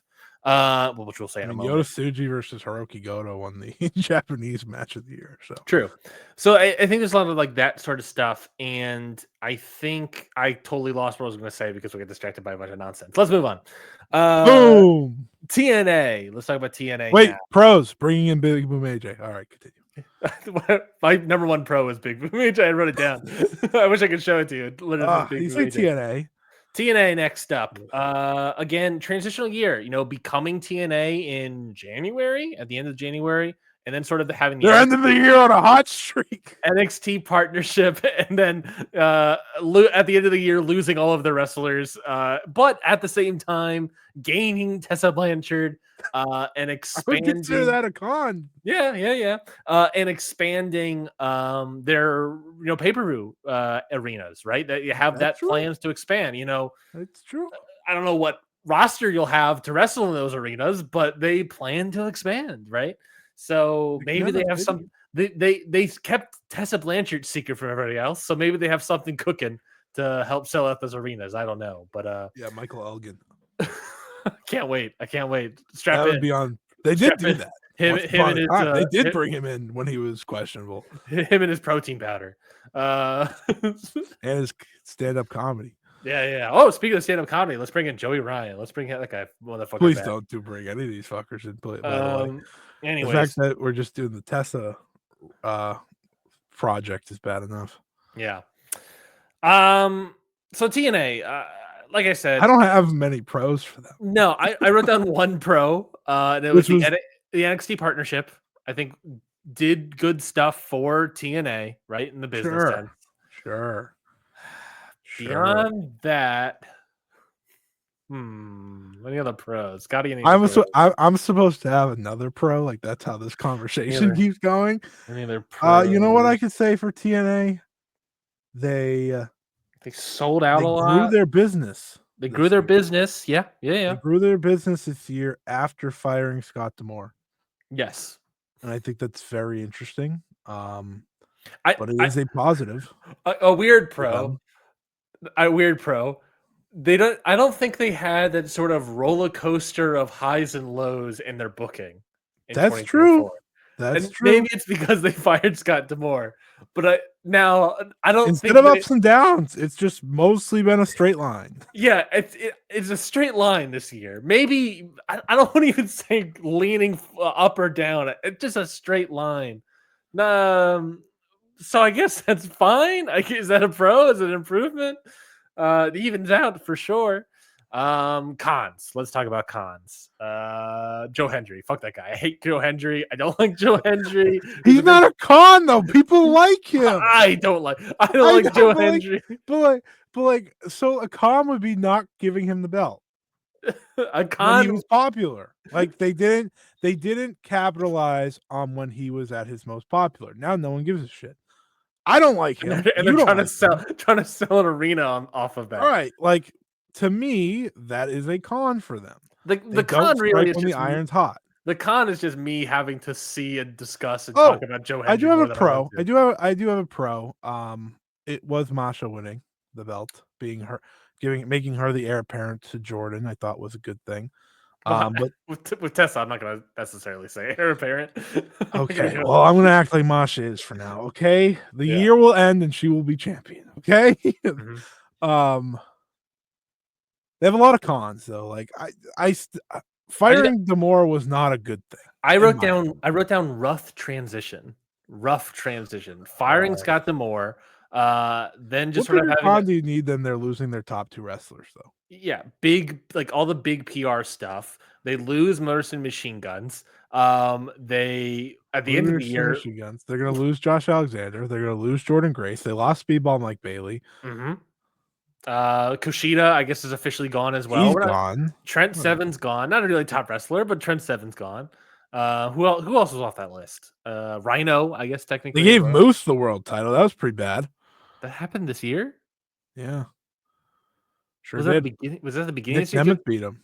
Oh yeah, you're right. In that 10-way match or whatever. It's Slammiversary. Yeah. Just a real rough transition. Like I said, a transitional year for a lot of wrestling. I think they had the weird roughest. A lot of like that is from like PR stuff with Scott D'Amore, how Yeah. much people seemingly love Scott D'Amore. And I think a con, which sort of leads into like the eventual conversation about expectations. I just truly have no idea what's going to happen next year for this company. No, Like, no. Hey, but they did. Now let's give them some credit. They made it. When they start working with WWE, you didn't think they were making it. Well, I still not. I don't think that's over. I don't think that's necessarily Well, over yet. I don't. Okay, so I agree, but I don't think it's going to be because of that. Here's a question for you. Here's a legit question for you. I talked about how maybe TNA has other coals in the fire. Maybe they're trying to sign other people. And in Sure. Slack, I privately pitched the idea of like, well, AJ Styles' contract is coming up. Maybe AJ Styles is going to TNA. Throw that out. Throw that theory out there. That's all conspiracy theory. They're making pay cuts. He left originally because of pay cuts. Agreed. Do you think it behooves WWE to help TNA load up those arena pay-per-views? Oh, maybe. I know one of the shows they're like running like a day before there. Like WWE's running a day before one of the big ones. Yeah. So Genesis, maybe the biggest one. I don't know. I don't remember. Maybe UBS. But do you, like, would it behoove them to give them like, here's a star, here's Trick Williams on this show? No, they wouldn't care. They care more about sending a talent here or there to the Japanese promotions than they do the American ones, because at the end of the day, that's where they run. I mean, well, they're sending Styles, Shinsuke Nakamura, or Noah, right? So yeah, you would think this maybe is TNA. They don't care about TNA. Yeah, but maybe TNA can inversely affect AEW. That's my ultimate point here. No, TNA can't get out of their own way, and they never have been able to. Well, my other point there is they need wrestlers, and WWE might be like, "Hey, we'll help you out." You ever see that Simpsons thing where the guy has like the piece of wood stuck to his head? He keeps walk through the door, and he just keeps coming back and coming back. That's not a Simpsons thing. That's a SpongeBob. That's a Patrick thing. What are you talking about? Well, it happened in Simpsons too, so leave me alone. But yeah, it is Patrick too. Well, either way, you know what I'm talking about. Maybe it was. I'm thinking of a different Simpsons thing. My apologies. Whatever. This isn't the point. But yes, the Patrick thing where he walks into the thing, he can't get through the door. That is the TNA experience. Yeah. They don't give up, but they can't get through the door. Yeah, nonstop for sure. Total nonstop bullshit. Wrestler of the year for TNA? Jordan Grace. I think that's fair. I think Jordan Grace has been the one consistent beat for them throughout the year. So it's fitting that she's leaving. It's fitting that this was her final year. But the matches with Masha were great. And I think just throughout the year, she was the consistency they needed as a champion. Plus, was a big part of that NXT partnership. Yes, she was. So it's so big that she's going there now. But she was. Yeah, I'd go with Jordan. I think Jordan's a great shout. I don't have anyone else that jumps out to me. Another person I had out there was just sort of Mike Bailey. Yeah, we see the two people gone. Similar thing, not really part of the NXT partnership, but just I think his output was again very standard, very solid this year. Again, more of a work ready choice, but Mike Bailey, very solid. speedball. Yeah, you're a work rate fiend over here. At the end of the day, all these people leave. Yeah, yet to not pick a work rate guy.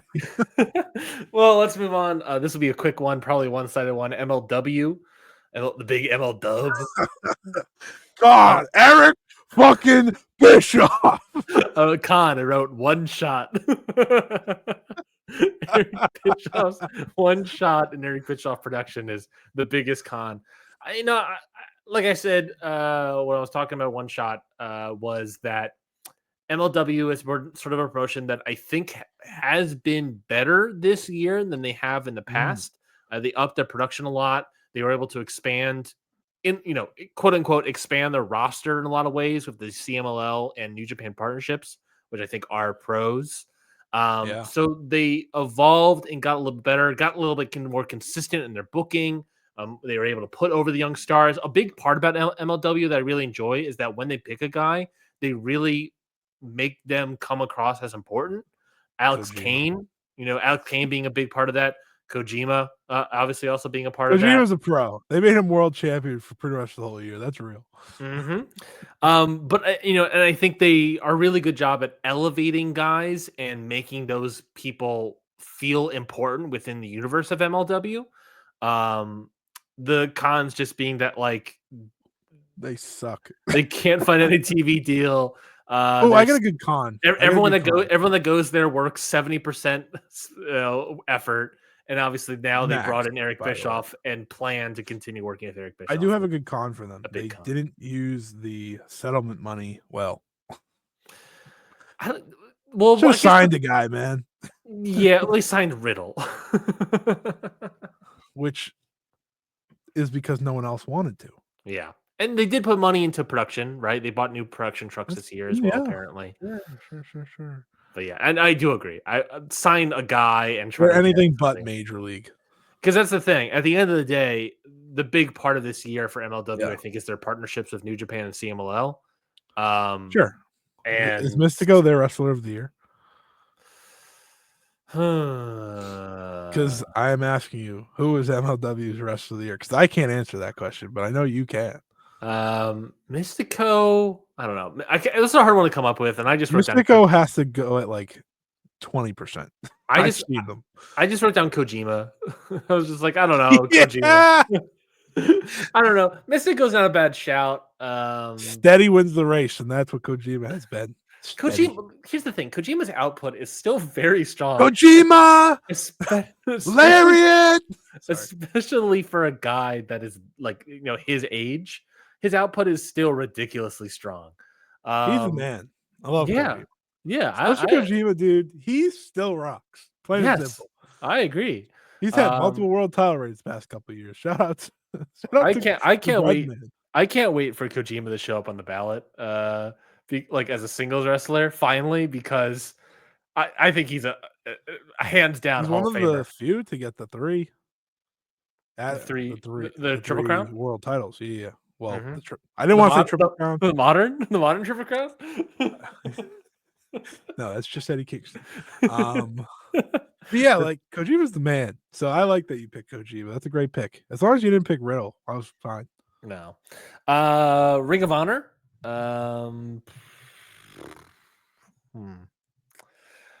Still no TV is obviously a big con, but they're working on it.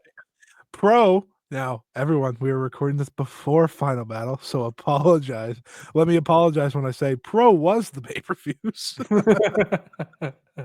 we don't know what Final Battle looks like, so we'll see. But well, we know what it looks like. It doesn't look good, but we don't know if it actually turned out good. Yeah. Mark Briscoe was my wrestler of the year for Ring of Honor, even though he's kind of only half in it, half out of it. But I thought Big Pro was his world champion. I was about to say him winning the world title was a big pro. I'll give you a con. His name is Chris Jericho. Sure. I saw that coming. I'll give you a con that's a hot take. Making Athena stay there as long as she's had to be.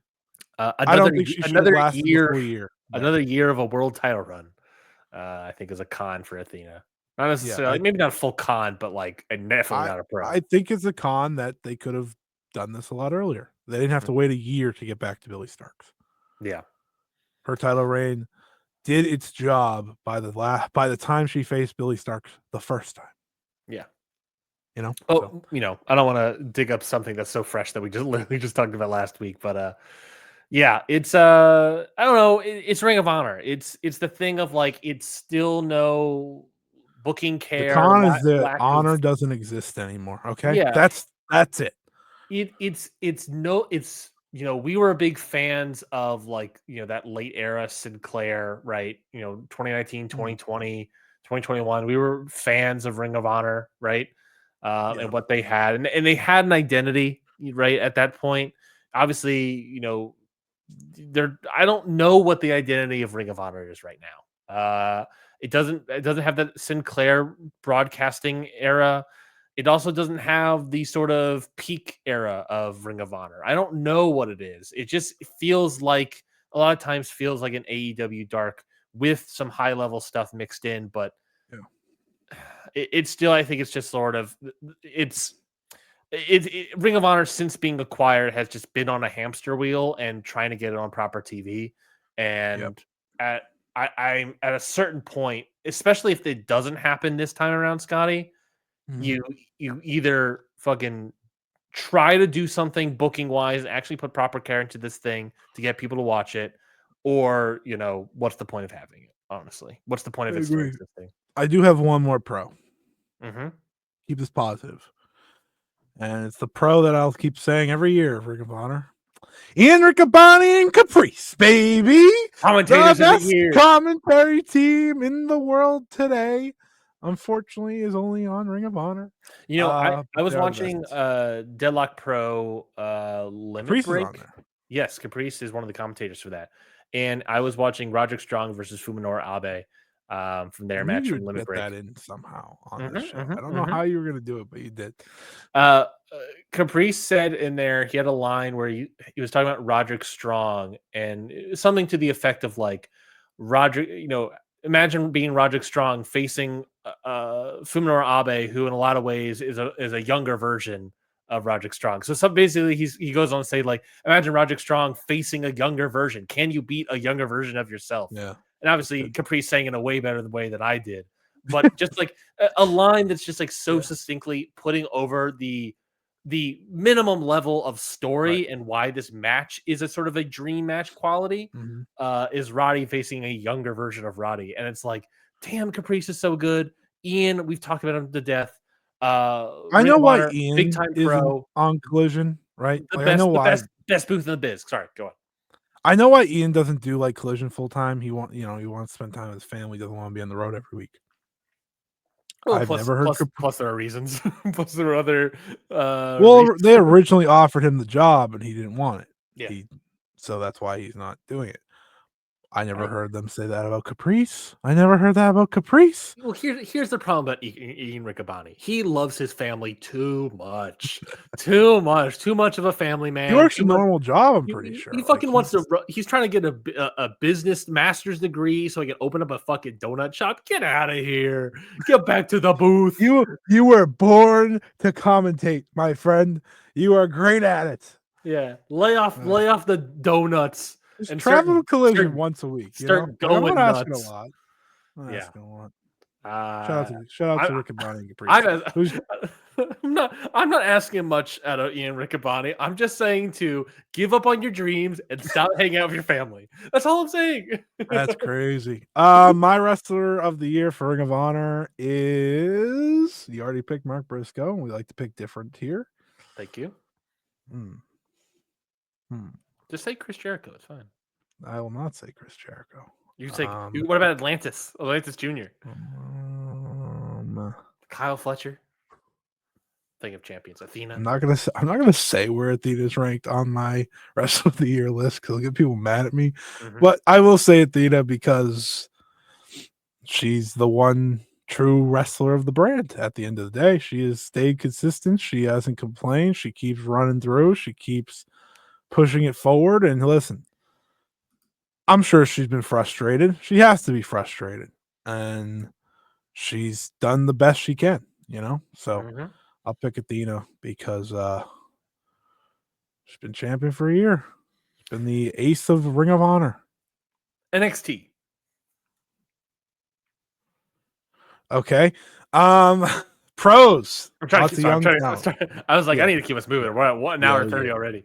Yeah. Well, we knew this would be long, to be fair. Yeah, But we have all of Japan still, so I know. this is troublesome. We have 10 NXT 10 more to discuss. pros, lots of great young talent. Obviously, women's signings of the women's division: yeah. Julia, Stephanie Valquer, Yep. Delta. Fantastic. Delta, which is now Zarya. Mhm. The women's division's great. Jordan Very Grace. strong. Well worth going out of your way to see. Obviously, Stephanie Valquer, Julia, incredible ads. I think a con is the handling of Trick Williams as world champion or Agreed. NXT champion for sure. The second reign has been real. I mean, even getting to the second reign, Ethan Page as a whole, I think, has Ethan sort of Page been is a a con. con. I think the men's division outside of like Oba Femi's a con. Mhm. The way they've handled pretty much all of them. I think Trick has been handled poorly to the point where I think he hasn't been able to progress really. which is not great because And I do like Trick a lot. I think he's also cooling off. He's been cooling off Yeah. with all of this nonsense. Well, I mean, And the way they did it, he was never like they absolutely stunted his momentum, as well as just not having the men's talent to keep it interesting. Mhm. They called up Carmelo, Braun Breaker, Ilya Dragunov, all at the same time earlier this year, and didn't replenish it with anything exciting besides, I guess, Ethan Javon Page. Evans. Like Javon Evans is good, but like that was But asking they're a lot from him. This guy's still 20 years old. Like they're not going with him yet. yeah, nor should they, honestly. No, Ethan Page stinks. Ethan Page stinks. Ethan Page and Sean Spears should not be your replacements. Lexus King. Oh, yeah, men's division's the con, the Uh, women's division's the pro. There you uh, go. Khan, Lexus King's barber. Uh, I wrote down Khan. Can you guess a con from me about NXT this year? Less black and gold. No. Khan Joe Hendry. Oh, of course. Oh, I have a pro. I can sort of agree with Joe Hendry being a pro for TNA, con for NXT, Joe Hendry. I have a pro, and it is going outside of the performance center. I think that's been a good thing for them Yeah, from time to both. time. You know, they expanded the performance center for they went back on the road this year, both in their sort of pay per views, but obviously part of their TV plus business wise CWTV deal, whatever the fuck that deal consists of. I think a positive money, right? I don't forget what USA was sort of maybe it They wasn't are positive, making money, yes. but they're making money now. They went outside. They were on the road. They literally just had a show in Lowell, Massachusetts, and a couple shows for And they're doing television. good venues, like different venues, not big ones. 2300. They're picking some interesting stuff, and they're doing Yeah. some interesting, fun stuff. In terms of sort of promoting Mhm. NXT, and I They have think interest. there's interest. They don't have the same level of interest that like main roster Raw or SmackDown has, No, for no, no. sure. But there's interest, so I think that's fine. I think Yeah. it's fine for enough for them what they're doing. There's a lot of positives for that brand heading into the new year, even so. So it does in part help that they have WWE connected. So Um, Wrestler of the year. Can I do a quick little cheat for NXT? go ahead. Fraxium. Oh yeah, that's a good one. Yeah, Nathan Good one. Frazier and Axiom, an arguable tag team of the year contender for Mhm. them. I think they're again. Can I do a cheat? He says. Can I do it? Can I do a little cheat? You're It's gonna two do it people. anyway. It's a tag team. Yeah, I think they have been one of the very consistent bright spots of NXT this year. Um, Again, I say this to all the guys. The work rate guy. I think the work rate has been really good. They really came together as a tag team, and when guys like Trick Williams or even Roxy, I think in a lot of ways as well, have sort of a lesser title reign than anyone would hope. Fraxium went, I think, above and beyond and sort of the expectation that was originally given to them. So, congratulations to them for sure. I'll take Roxanne Perez as the other choice. I don't think her reign is as strong as people say, but Agreed.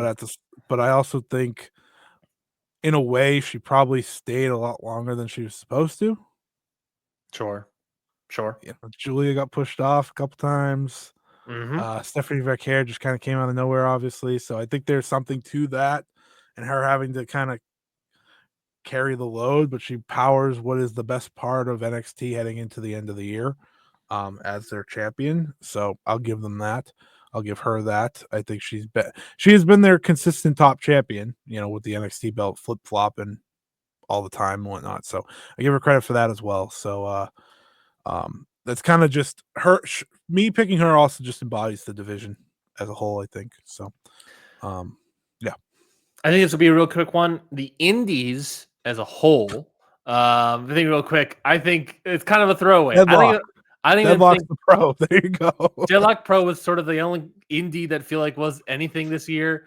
Like pro or negative. I said I can't give enough of an opinion. I didn't watch enough of Deadlock Pro to really give an opinion on, but it feels like they had a really strong year from their own fan base, and it starts stretching into I think our eyes, Scotty.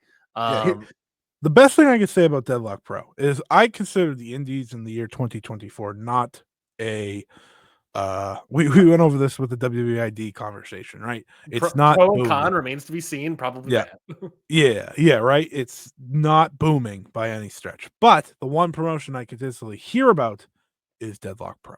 And it's usually always positive. Yeah. So I give them a lot of credit. To the point where if I'm going to watch an indie in the new year, it's gonna be that one. Yeah, and I think I agree. I really agree with that. I'm not going to go so far as give like wrestler of the year because I don't think I've seen enough to really No. speak on that. I'll Other give it an pro, indie wrestler of the year, I guess. sure. Do you have one? Oh, I thought we were gonna finish pros and cons first. Okay, yeah, that's fine. I think some pros for me that some indie stuff that I was able to see, able to check out that I did enjoy. The WrestleMania show from Action Wrestling, the Dean show, I thought was great. A really great show, one of the best shows of the year, especially from the indies that I've fully watched. I think one of the best shows at WrestleMania weekend was that Dean show. The variety from the card was outstanding, and they were able to provide great Sure. matches. So I think a top-down great show. And one indie wrestler that I saw a lot of at the beginning of the year, didn't see a lot of, but I know he had some very good consistent stuff. I think he also showed up in Deadlock Pro at one point. Mad Dog Connolly. Uh, this guy This is your guy. this guy is such a 80s throwback, right? Like coming out black trunks, wild hair, barefoot, coming out with the dog chain. And this guy, his go-to match is a dog chain match. And it rules. And he rules in these types of matches. And I can't wait this guy to probably pop up in like AEW or something and just destroy a bunch of people. Put him in like a tag team with the Butcher, right? Why not? He's not doing Blade's gone. Why not put him in the Butcher? Have him run Typical Ryan wanting AEW to sign everyone. Well, yeah. Well, put him in TNA. TNA pick up Mad Dog Connolly. You ready to hear my honestly not a indie bad wrestler idea. of the year? Sure. Who is technically a signed wrestler of the year, but I think he's done a lot of great work in developing himself, especially on the scene, and that is Mike Santana. Yeah. Mike Santana has been one of the few people to make noise, I think, on the scene by just the will of him putting in great work for himself and developing. He's been a House of Glory champion all year as well, so he has title accolades. He has my favorite indie match of the year in the US. Him and Yamato from that ETU show. Yeah, that was also a great show. That match is a legitimately great match. Great match. It was ETU Dragon Gate versus Dragon Gate. And I thought that was a really, really good match. And that was the match that made me like, okay, I gotta follow Mike Santana because he's making the moves, right? There's something happening with him right now. Yes, and now as we watch him in this time in TNA, we're very excited about him. He's the positive, by the way. I meant to say, signing Mike Santana was a real pro for TNA this year. So yeah, I picked Mike Santana as my Indies MVP. I think there's a lot to like about him. I hope he can be TNA's MVP in the new year, especially. He should be. Fuck Joe Hendry. He should be the next TNA World Champion. Yeah. And I'll stay with that. Sue me. Agreed. Dude rocks. Any other thoughts? Any other things about the indies? I hope they're better. Agreed. Another indie real quickly. We'll go over to England. Rev Pro is one of the companies that we also discussed a lot about. A pro for me, I thought the 12th anniversary show was great. I also really enjoyed their elevation of Luke Jacobs into the world title picture, or at least the main title picture for Rev Pro. Con, I think a really easy con here, Scotty. The continued lack of interest in production value. Amen, brother. as much money that I'm putting into their subscription MLW should give them their money. I agree. As much money that we're putting into these streaming services, can we please it's so bad. Just do something better. Buy new cameras or something. I don't know what it is, but can we do something, anything, to bump up these production values? I know they're expensive, but please, just something. I'll take more new cameras first over new audio or whatever, but something here for Rev Pro. That's a great con. It's perfect. This is kind of maybe a little more of a complicated one, but I do kind of feel it. I think they should have tried to benefit more from the Osprey stuff from earlier in the year. Like, I feel Okay. like post that big Osprey match that everyone talked about, it was like, all right, we'll just wait till the anniversary now. Like, there wasn't a Yeah. lot as much momentum, I think, as you could have had They out did of have that with Oku. they did have that MJF Oku match. See, I'd argue that hurt momentum. Again, MJF is not a positive thing in Yeah. my eyes. It's only positive for Boca Raton, where he belongs. Against face to face with a Big Boom AJ. That's about it. Yeah, I mean, Rev Pro, I mean, is what it is. Yeah. I think that I'll give them benefits. They continue to utilize their international relationships well. Mhm. Um, Continue to elevate and train the really great wrestlers. sure, sure. Yeah, they helped train Shota Umino, and he's great. Yeah. they also train Yota Tsuji, Which, yeah, he's something. He's better yeah. than Shota Umino. I'll give him that. Mhm, mhm, He's mhm. inconsistent, but he's definitely better. No, that was just a Shota Umino joke. You didn't have to ruin it. It was a good bit. But they use their relationships well, right? They put the belt on Mina Shirakawa, for example. She walks around with that belt. Obviously And planned to originally do that with Stephanie Valkyrie. right, bring in Osprey, obviously, which is a good thing. Zack Sabre At the beginning of Jr., the year. Now they bring Ishii, in Zach. They use New Japan well. They always Orange. have. I believe they brought in Orange Cassidy as well at some Oh, point. yeah, sure, right. Maybe. Was that this year or last year? I'm pretty sure Um, that was this year. I believe you. I believe you. They brought in MJF, which again, not great. But I think using relationships is a good thing because it helps put eyes on your newer talent.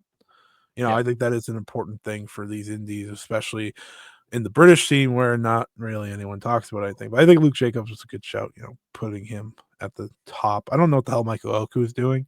I obviously not a big fan of him, but He's he's still kind of around. disappeared. He's Huh? I still know he's around in fighting Repro. Luke Jacobs this weekend. I saw for the Mhm, title. mhm. And I was like, There was okay. I guess this guy wasn't signed. I thought he was all elite. I don't know what happened with that, but yeah, He's just all bruv. Luke Jacobs would be, of course, my wrestler of the year for Rev Pro. I don't have one. That's fair. That's fair. If I can't pick Luke Jacobs, I don't have one. That's fair. New Japan. Let's bump it back up. Let's head over to Japan. A year again. Wait, Well, hold on? How did you go from the US to England and just skip Mexico? Are we coming back to Mexico at the end? mhm. Okay. Okay. We're going around the world. That's cool. That's cool. I'm thinking. I'm thinking. Okay. New Japan again. Like Oh, TNA, a rough transition year for sure. You have the big 2-1-2 punch of losing Will Ospreay, losing Kazuchika Okada at the very start of the year. Not really they were have prepared for anyone. one. They were prepared for one. The other one came as a shock to everybody. They A had to know, like, that very was going that way. they were sort of caught with their pants down, their Okada style pants down, and they didn't really have anyone to jump up immediately, and people dogged on them early on. A lot of people dogged on New Japan, and on Ring Post Radio this year, we talked about it, and I remember several times saying that you have to give them time. New Japan is slow with their booking; you have to give them time. They have to build up their young guys and push these mid carders into world title pictures. And guess what? They pushed mid carders into world title pictures, made mid carders more important. I'll say David Finlay and Zack Sabre Jr., of course. And they elevated their young guys. Everyone is all their young guys are pretty much in world title pictures at Wrestle Kingdom this year. One of them is in the main event. Not the right one, but one of them is in the main event. So you can't deny that. Whereas as many people are screaming the end of the world for New Japan in March, April, May, Mhm. by the end of the year, they did exactly what I thought they would. And again, it's one of those things of like people are just being like, it's not fast enough. They did the right thing. I think they did the right thing. And is it not fast enough? Maybe. This year, what this year could have been different if Okada stayed, right? I don't know what it looks like. I definitely think there's no reality where he would have stayed. I think if as long as the economy in New Japan starts crumbling, I think Okada leaves no matter what. I'll say this once because I'm going to say it again in like 10 minutes. Bushiroad is not good at handling pro wrestling. Just going to say that now. Sure. We'll save that It's like a conversation for ticking Stardom. time bomb for me, man. We'll save And the I'll just conversation say for this: Stardom. enough was enough for multiple people in that company, and it starts with Okada. And when you lose Okada, you look really bad.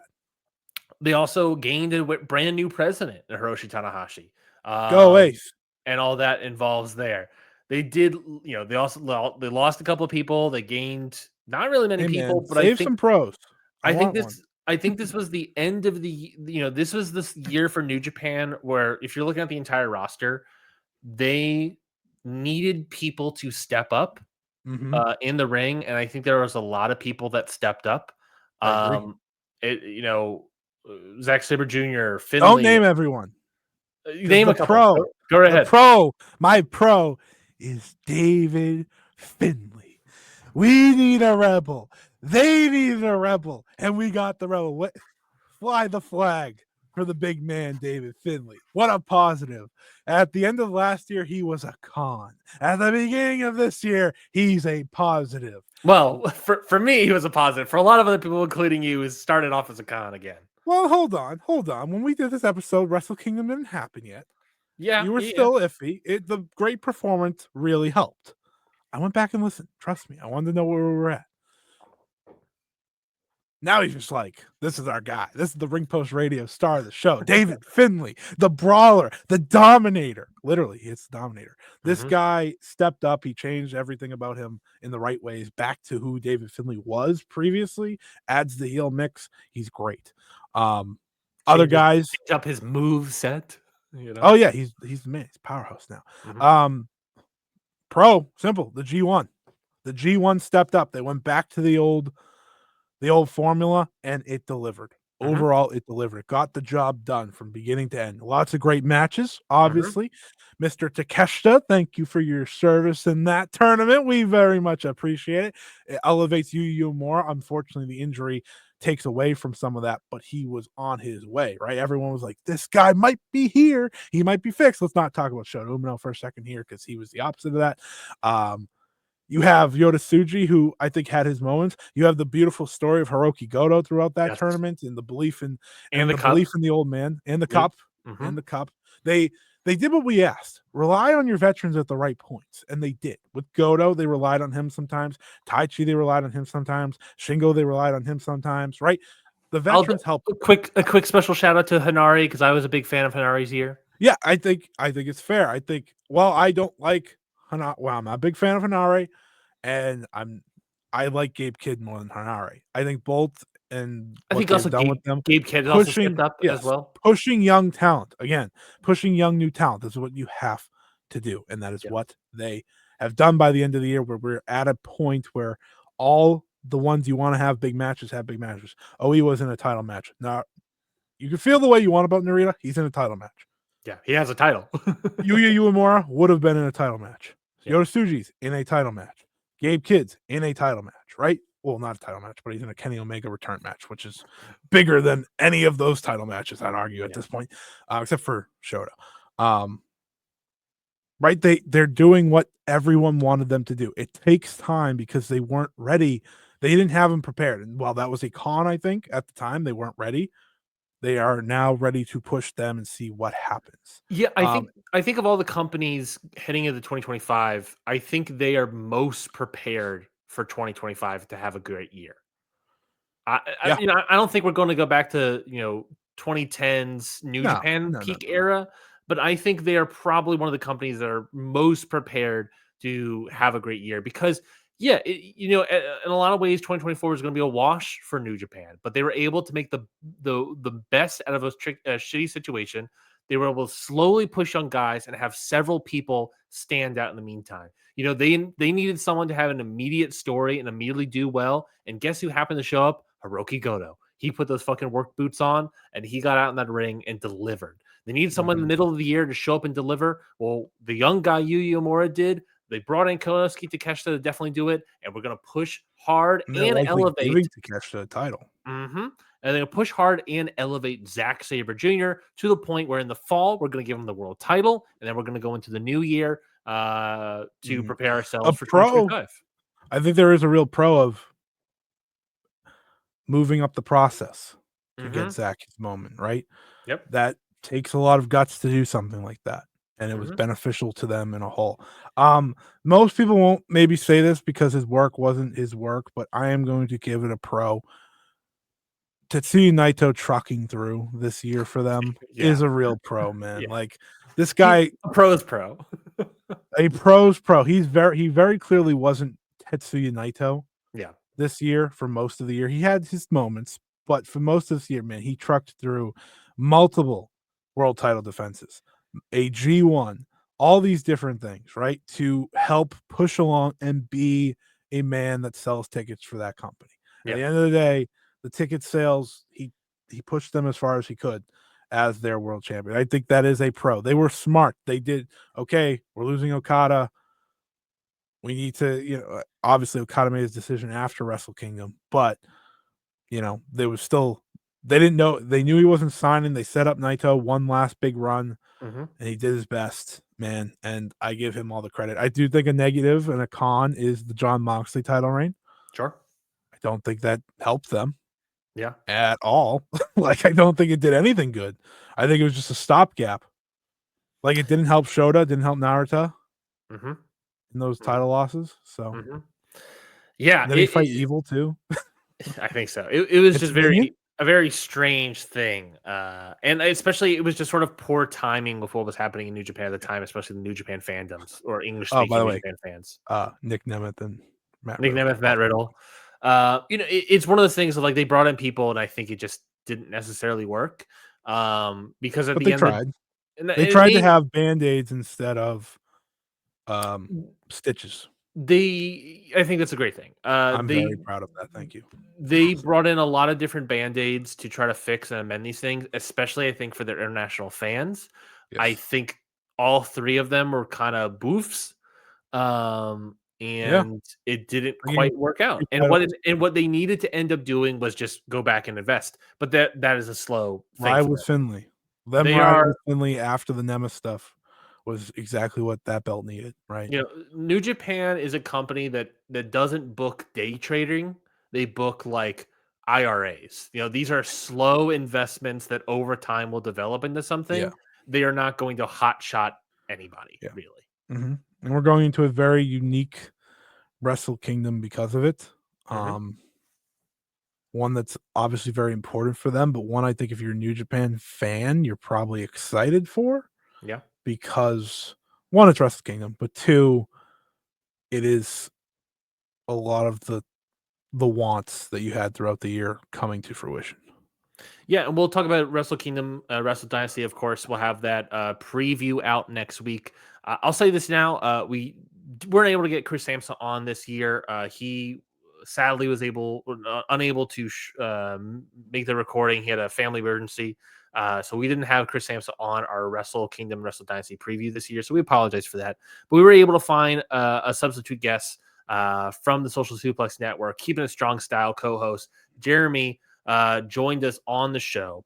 So I thought a great episode, a really great episode. I think it's going to be a great listen, great preview. So Sure. definitely go check that out when it comes out. And Next week. Next week, yes, indeed. Other cons for New Japan. I wrote down a couple things before we get to the shooter conversation. I wrote down Jake Lee as a con. Oh yeah, bringing him in was a choice. Pro for Not a good Noah, one. pro for Noah, but Pro, con. that will be a pro for Noah. You're uh, absolutely right. Con Jake Lee, con shitty app, shitty website. I can't watch New Japan World on my computer anymore. See, that's funny. Well, no, it's not funny. It's painful for you. Yeah. But it's funny for me. I love it because I can watch it now on my Apple TV on my TV a lot easier. I can only watch it on my Fire Stick, which I believe they're also ending Fire Stick service soon. Oh, you're just never gonna watch New Japan again. Yeah, That's crazy. I can't watch the website. I have I literally, if I go to NewJapanWorld.com, nothing loads. It's just a blank You gray try a page. different browser. No, I could try a different browser. I Could just do that. live in Chrome. I'll try Safari next time I Yeah. try it. I also wrote this, and this applies to everyone in Japan, but I was going to write this down as a con because this happened this year, or started running events this year. United Japan Pro Wrestling. Remember that? It sucked. This applies to everyone. Those shows but didn't I'll matter. bring it up You had to now. buy them in a weird ass way. Nothing was good about them. It was No. for I guess the way you look at it is for Japanese fans. It wasn't for us. Yeah. They just happened to air them. Well, if it was for Japanese fans, you thought they would have showed up to the buildings, and apparently they didn't. Oh, this is true. Yeah, that was a flop. Any other cons for New Japan? Yeah, Shota Umino. Let's get into it, man. Yeah. Everything about him's a flop. Dude stinks. He comes off the Ospreay match at the end of last year, right? There's momentum there. There's hope there. And I said at the time, and I will still retain this. Everyone was so super high on Shota after the Ospreay matches, and I'm standing over here being like, "Yeah, it's Will Ospreay. Of course he goes." But he told a great story with them, so there was credit to him. Sure. That being said, his match of Moxley sucked. I don't think it sucked. It didn't. No. I will not say it sucked. I thought it was bad. I didn't think it was good, but it sucked is like strong. Like sucked is Billy Gunn versus Jay White. That's garbage. That sucked. That was poo-poo. That's ass. That was 2 packs of ass. That was stinky poo poo shit. That's 2 packs of Mr. Ass right there. But I think your point is Shota Umino in big spots bad. Yeah, G1 performance obviously hindered maybe by his own doing. By his injury. Yeah, just a awful year for this guy. A guy I don't have any respect for. We talk about it. We'll talk about it in the preview, but just sort of like a weird, sort of baffling decision to then, after all that, put him in the main event of the Tokyo Dome next year, technically, is a baffling decision.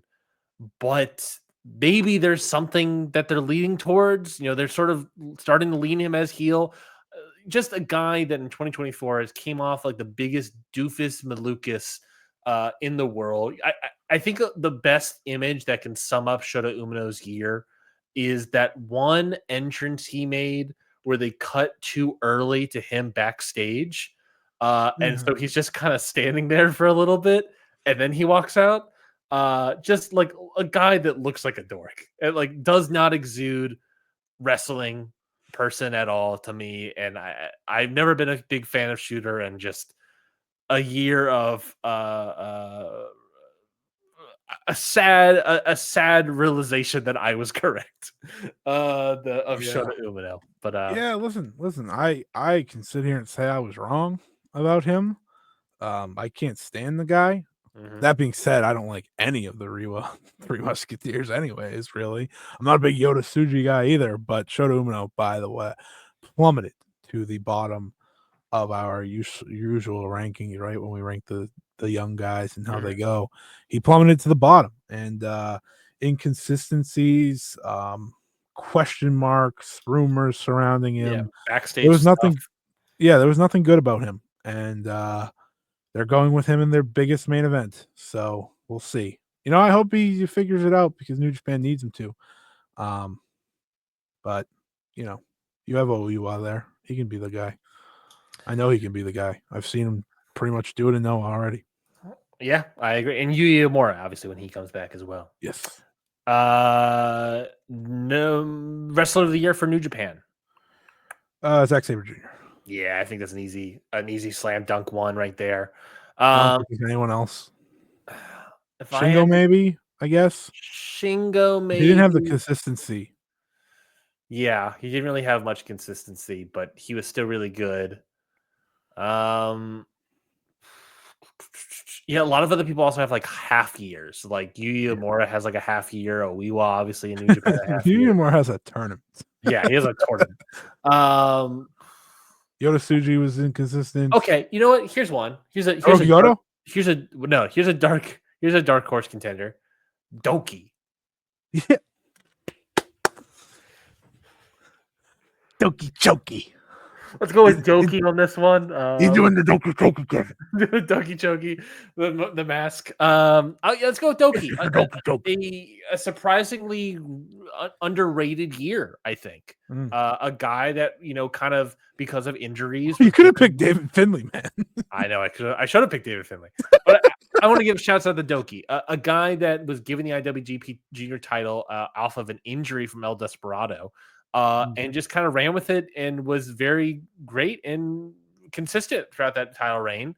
And now heading, surprisingly, sort of surprising to a lot of other people, that he's actually heading into Wrestle Kingdom with that title against El Desperado. So I suspect that to be a really great match, and I very the Doki as an original Doki. I remember I really fully committed to watching New Japan regularly. When Doki came in, the first sort of big time shows I started watching was Best of Super Juniors, whatever year that was, 2018, I think.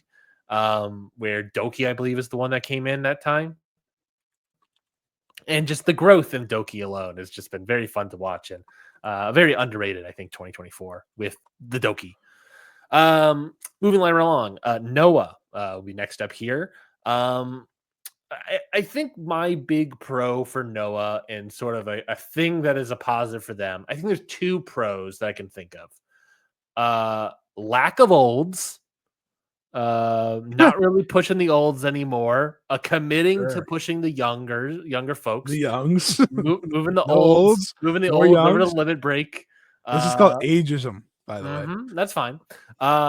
Getting rid of the olds, hit the bricks. They're still around, obviously. I'm a big Monday Magic guy.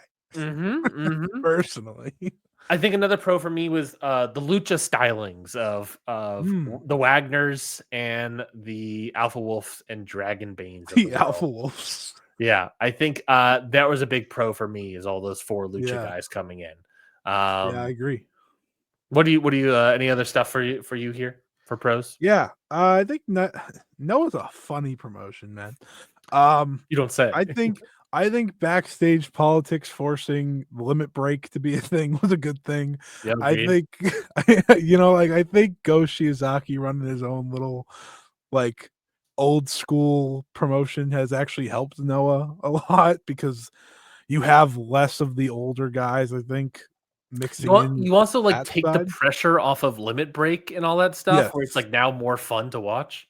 Yeah, it's oh, here's Go Shiozaki having fun with his friends. And I'm like, I can get into that. Go Shiozaki has had a solid year. It's a shame he missed the tournament, because I think he'd actually be in higher contention just for MVP for them. Sure. But he did miss the N1, which of course you went through the entire thing. Not a pro or a con. No, it was this there. I'll say Kaito was a pro. Giving him the ball and letting him run was a very good thing for Noah. Yeah. It's a thing that they needed to do, I think, and he often stepped up. I really liked his matches throughout the year. I can't was that Kano and Soya at the beginning of the year? Yeah, I believe so, yes. Yeah, I'm trying to remember. Oh, Kaito and Wagner, I really enjoyed when he won the belt at the Monday Magic show. Despite the way they display Yoichi, I liked that match. I like the Cape Kid match. I think he just had a good, solid reign, especially after the Jake Leeism of last year. It was nice to have a solid champion where I could look forward to title reigns. Yes. I like Monday Magic a lot. I think it's a fun concept. Anytime they happen, I'm like, oh, let me just check out a few things here and there, because it's fun. It's a very simple thing that they sell out every Monday for a few weeks at Shinjuku Face, and that's it. I think it's fun, and it's Nosawa getting to do his crazy stuff outside of the Noah brand. I think the sort of restructuring of what Noah is in terms of now sort of being these kind of three different promotions in one. Yes. In a weird way, has allowed the whole thing to breathe easier. They literally acknowledged that today. Oh, really? What did they say? The Korakuen they had was called the Triple Summit. So it was Limit Break, Noah, and Monday Magic. Oh, yeah. So Kaito was Noah. and then you had Limit Break with Go, and I think it was like Yuji Nagata versus Go Shiozaki. Yeah, I feel like that makes sense. That's Honestly, Limit Break, baby. yeah. And then you had the Monday Magic matches. So you had like I think Marigold was involved in one, and then like Keno dressed up as a Christmas tree or something. Well, that could have been any other day. So To they be had fair. one show that had it all, Mhm.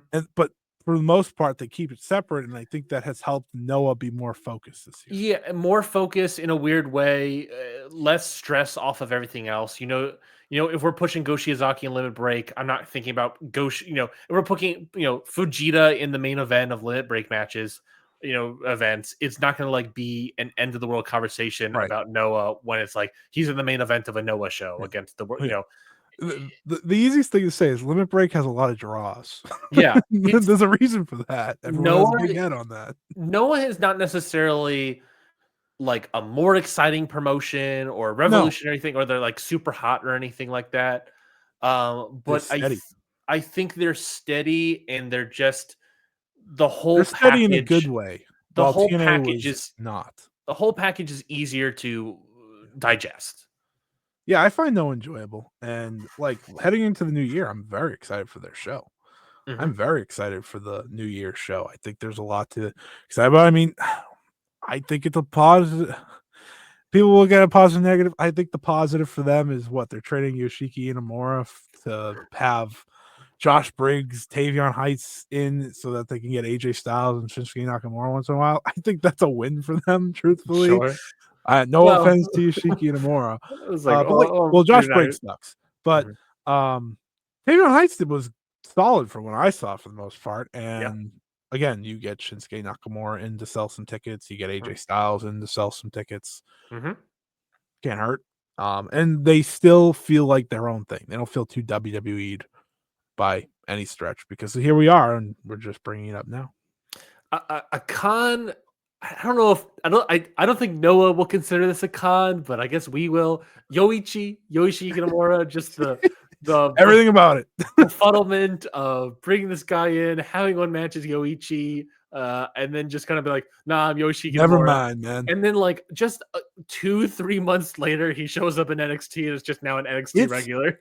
a fascinating run, right? He goes on an excursion forever, comes back as Yoichi, what I thought was a great match with Kaito. And then he's like, yeah, I'm just Ishiki Inamura again. And then he like becomes a young lion. I know. Like, and then he's just like, oh yeah, we're getting him out of here again. It's like, dude, he's absolutely a con. Is everything about him.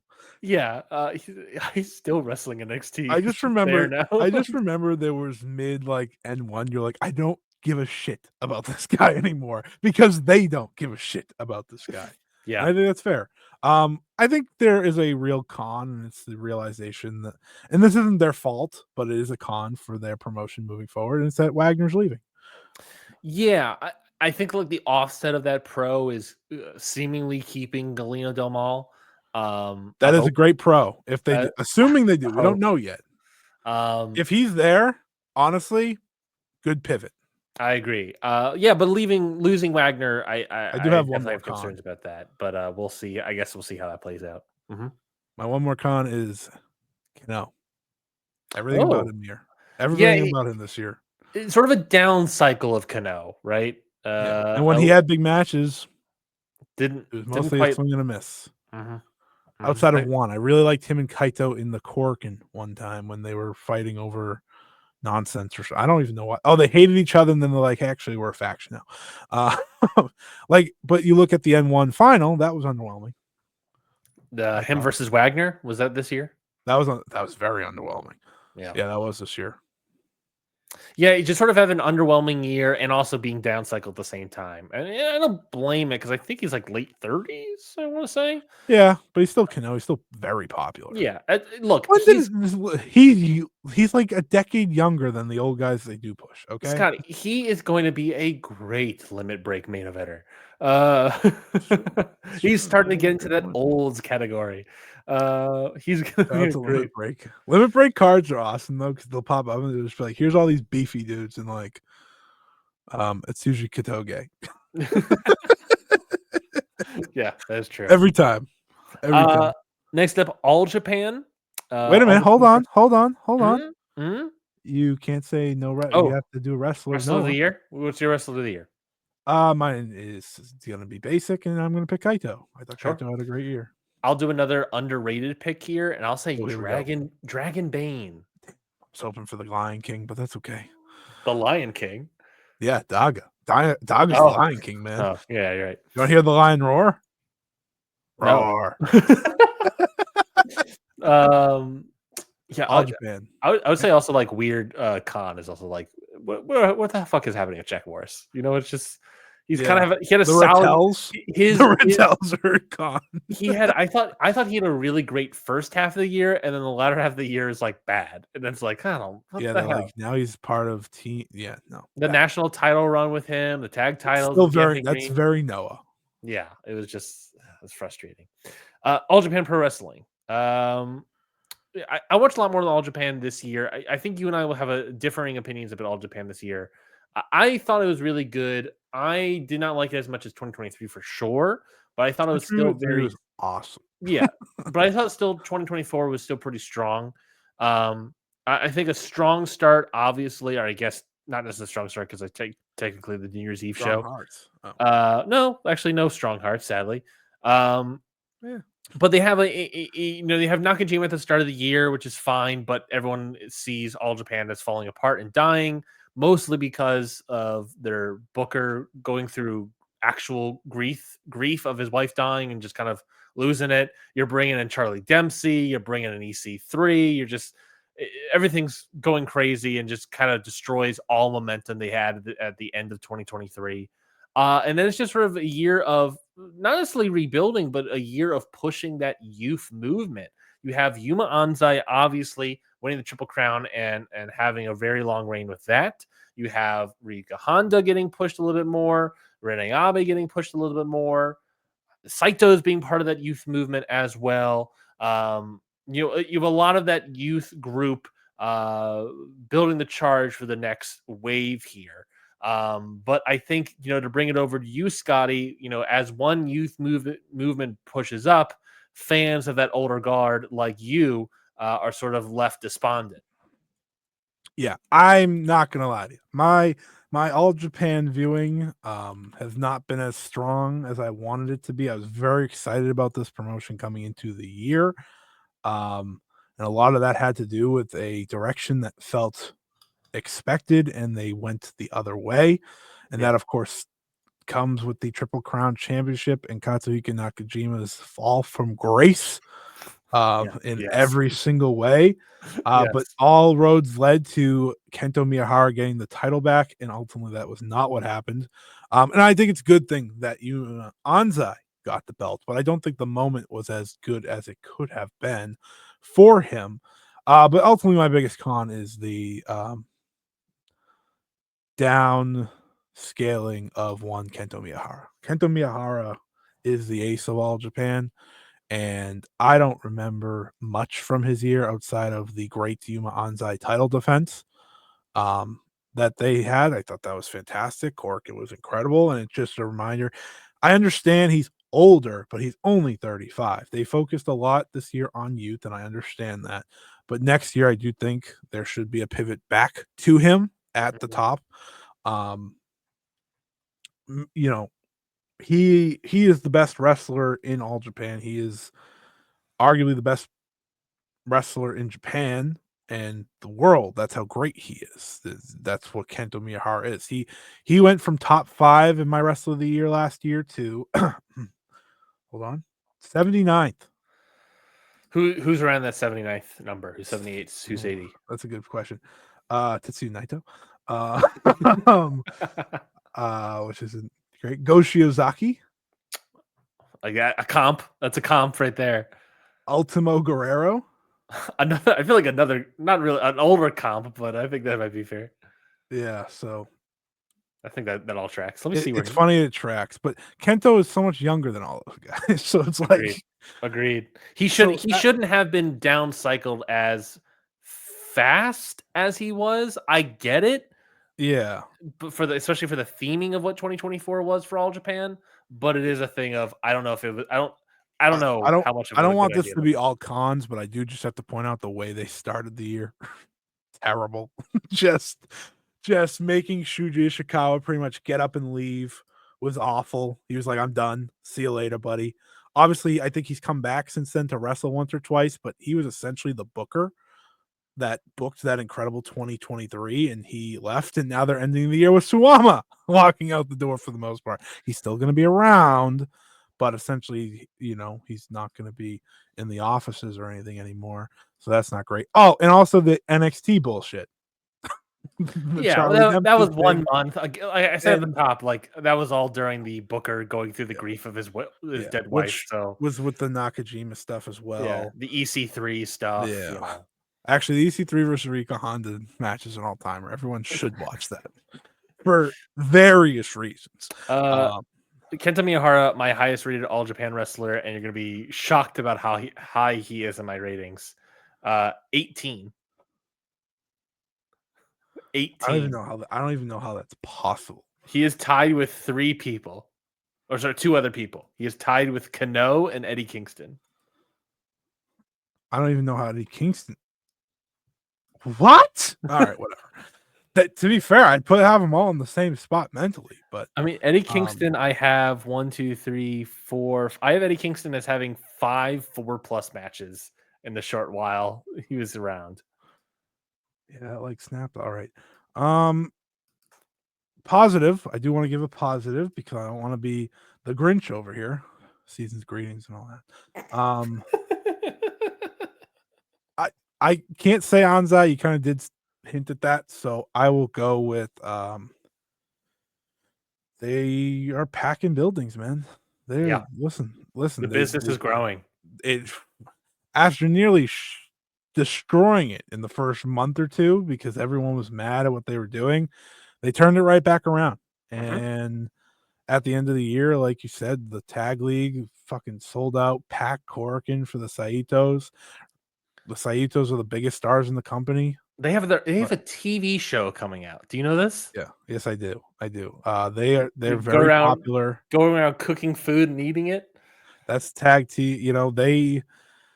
They found something with those two, and having them be in big spots is a good thing. Now, my last con, Davey Boy Smith Jr. Thank you. Yeah. Terrible way to end the year. But since getting the Triple Crown, better. I'll say since getting the Triple Crown, his output has gotten better. He is actively working. Yeah, it's just I get it. I'm shout not. out John Laurinaitis. This isn't a full. I know. This isn't a full defense. Won the title and said, "Shout out Johnny Ace." Like, oh boy, are you kidding me, dude? So many other foreigners of All Japan you could have shouted out here. You had to go with Johnny Ace, a guy in a current sexual assault lawsuit, among other things. Among other things, for sure. Yeah, I also think their New Year's Eve show might be close to selling out as well. If I'm not mistaken as well, but yeah, business wise, they've done really well. And yeah, Yuma Anzai and the Saitos, I think, are obviously the biggest pros here. Yuma Anzai having a great Yuma time. Anzai as my MVP. And I'll pick the Saitos as my MVPs because I think they're easily sitting pretty right now. Probably my tag team of the year. Wrestling output not fully the best, but I think they're the Saitos. Here's the thing, Scotty, you're gonna think I'm crazy, and it is All Japan, and we'll see what happens. But like, especially since Kenta Miyahara fell off the battle immediately, the Saitos are like slowly like building. Like, could these guys be future Hall of Famers? You know what I mean? I don't know if it's because their careers won't be long enough because they're old as shit. Yes, yes, agreed. They're All interesting. Japan. It's All Japan. It's a smaller pond, but it is this thing of like they could. If they were 10 years younger, it would be a hell of a rise right now. Mm-hmm. But they're like 38. Like they're old. Yeah. As we talk about like going young, Kento's younger than both of them. Good point. What is Jun Saito? Let's see. Jun Saito age. Nope, that says 17 years old. That's not right. 37 years old. That's not him. That's a different Jun Saito. 38 years old for one Jun Saito. His younger brother. Ray Saito is 38. Ray Saito, 38 years old as well. Are they twins? I think they are twins. I guess they are twins. I thought there were one was older, one was younger, but they're both Yeah, they're 38. twins. I feel stupid. That's stupid. Let's move right along. I wrote this down here because I think you have a lot more thoughts. I don't have any thoughts on this. This is your MLW. Yes, You have more to talk about for sure. It'd probably be better. Dragon Gate. that's crazy. Yeah, Is Dragon Gate brought in Eric Bischoff yet? Because they're not a good promotion until they bring in no, they haven't. It's beneficial. Eric Bischoff's final gate and Eric Bischoff production. I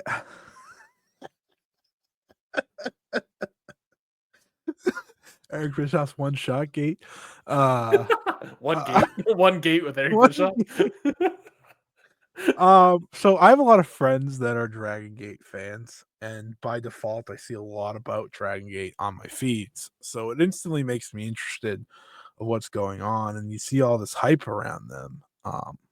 So I give them a shot when it comes to their big shows and Corkins, which they have pretty much one of each a month. And when I went into Dragon Gate originally a few years ago, it was when Shun Skywalker was awesome and not, this is a hot take I know for many Dragon Gate fans, but not his current form, which I don't love, but it's fine.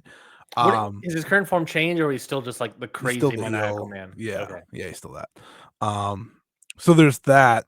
And when I got into it, I was really into it. He was great. And Yamato had won the title.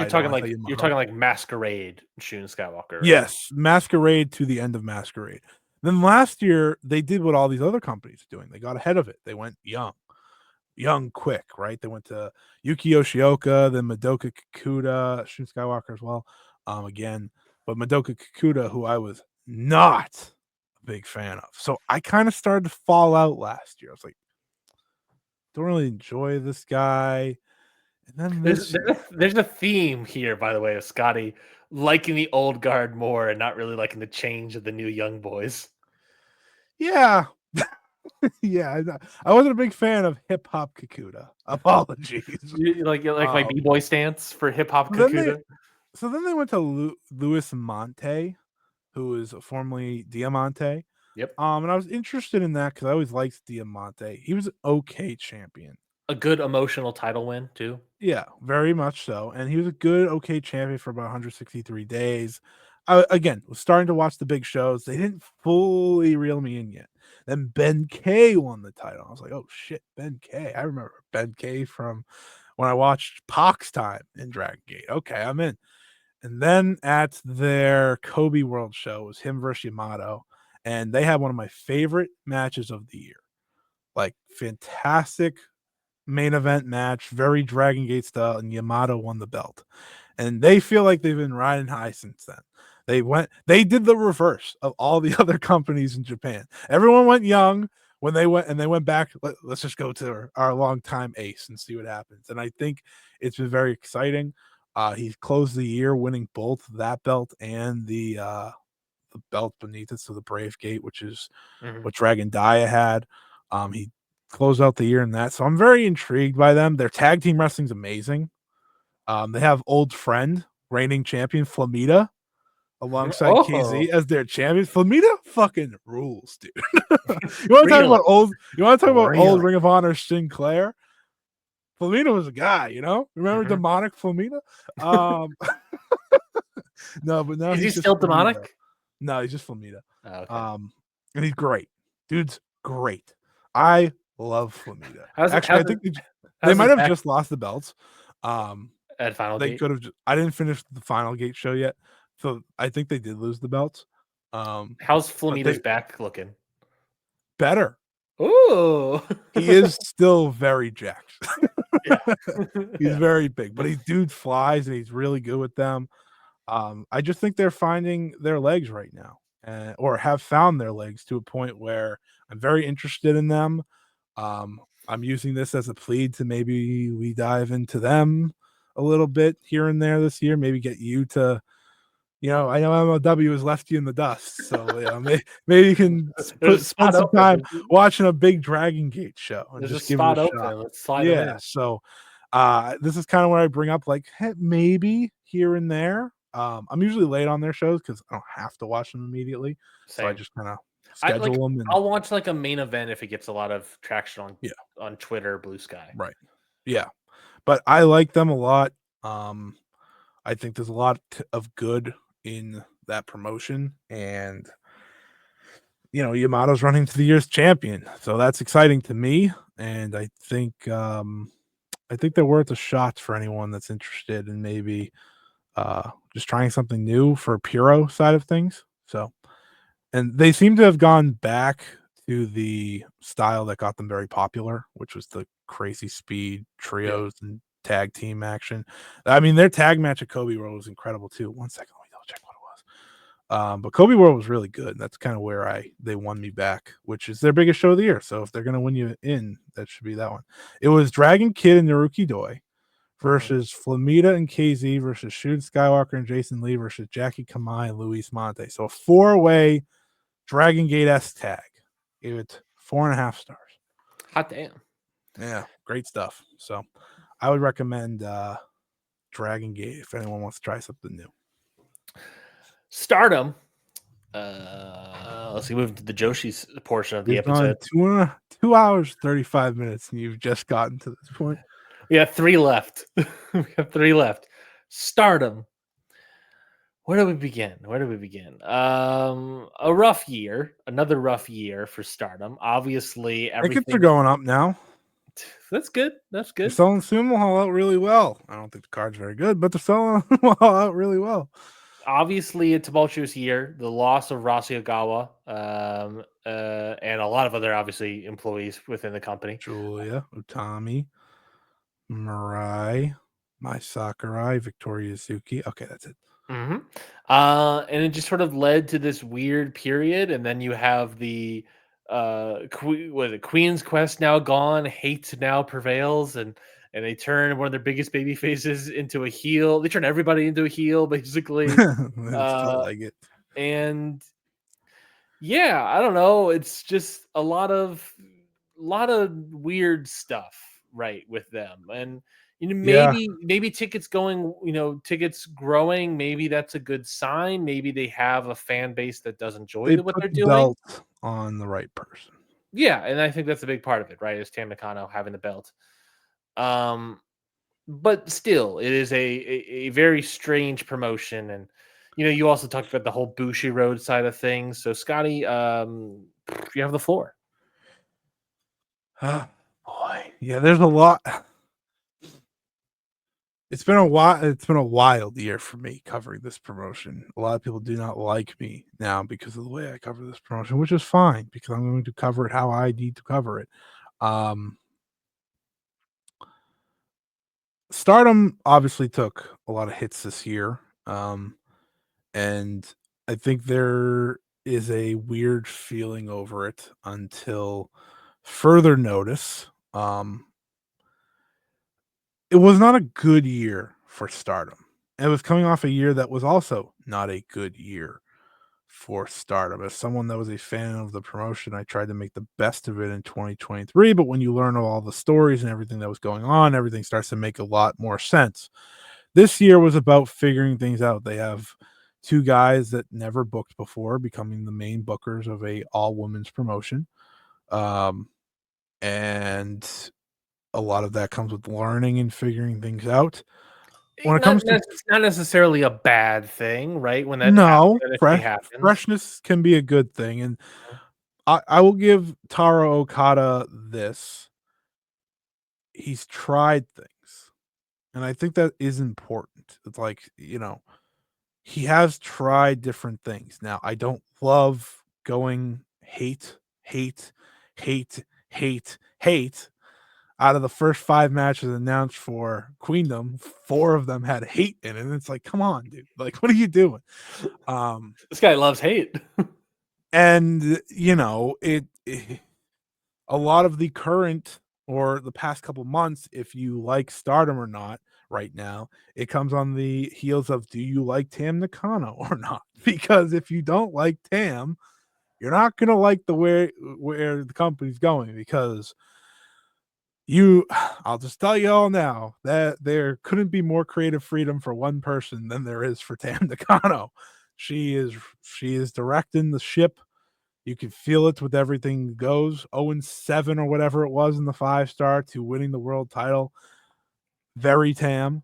And she gave it away that she's booking this stuff because she got mad in a Tokyo Sports interview, like, it's not stupid. It's like, dude, why are you doing this interview? Like, it was bad. Like, plain and simple.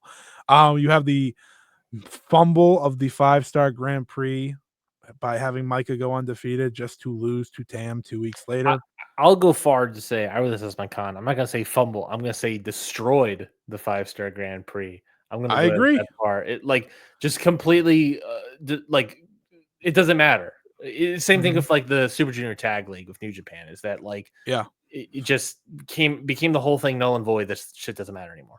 Right. Like, if you're gonna move it up and do this, you pretty much have to have the person win for a reason, like New Japan did with Zach, right? There was reason behind it, and there was no reason behind this. They made the 5-star feel like, oh, we have to do this year, so here you go.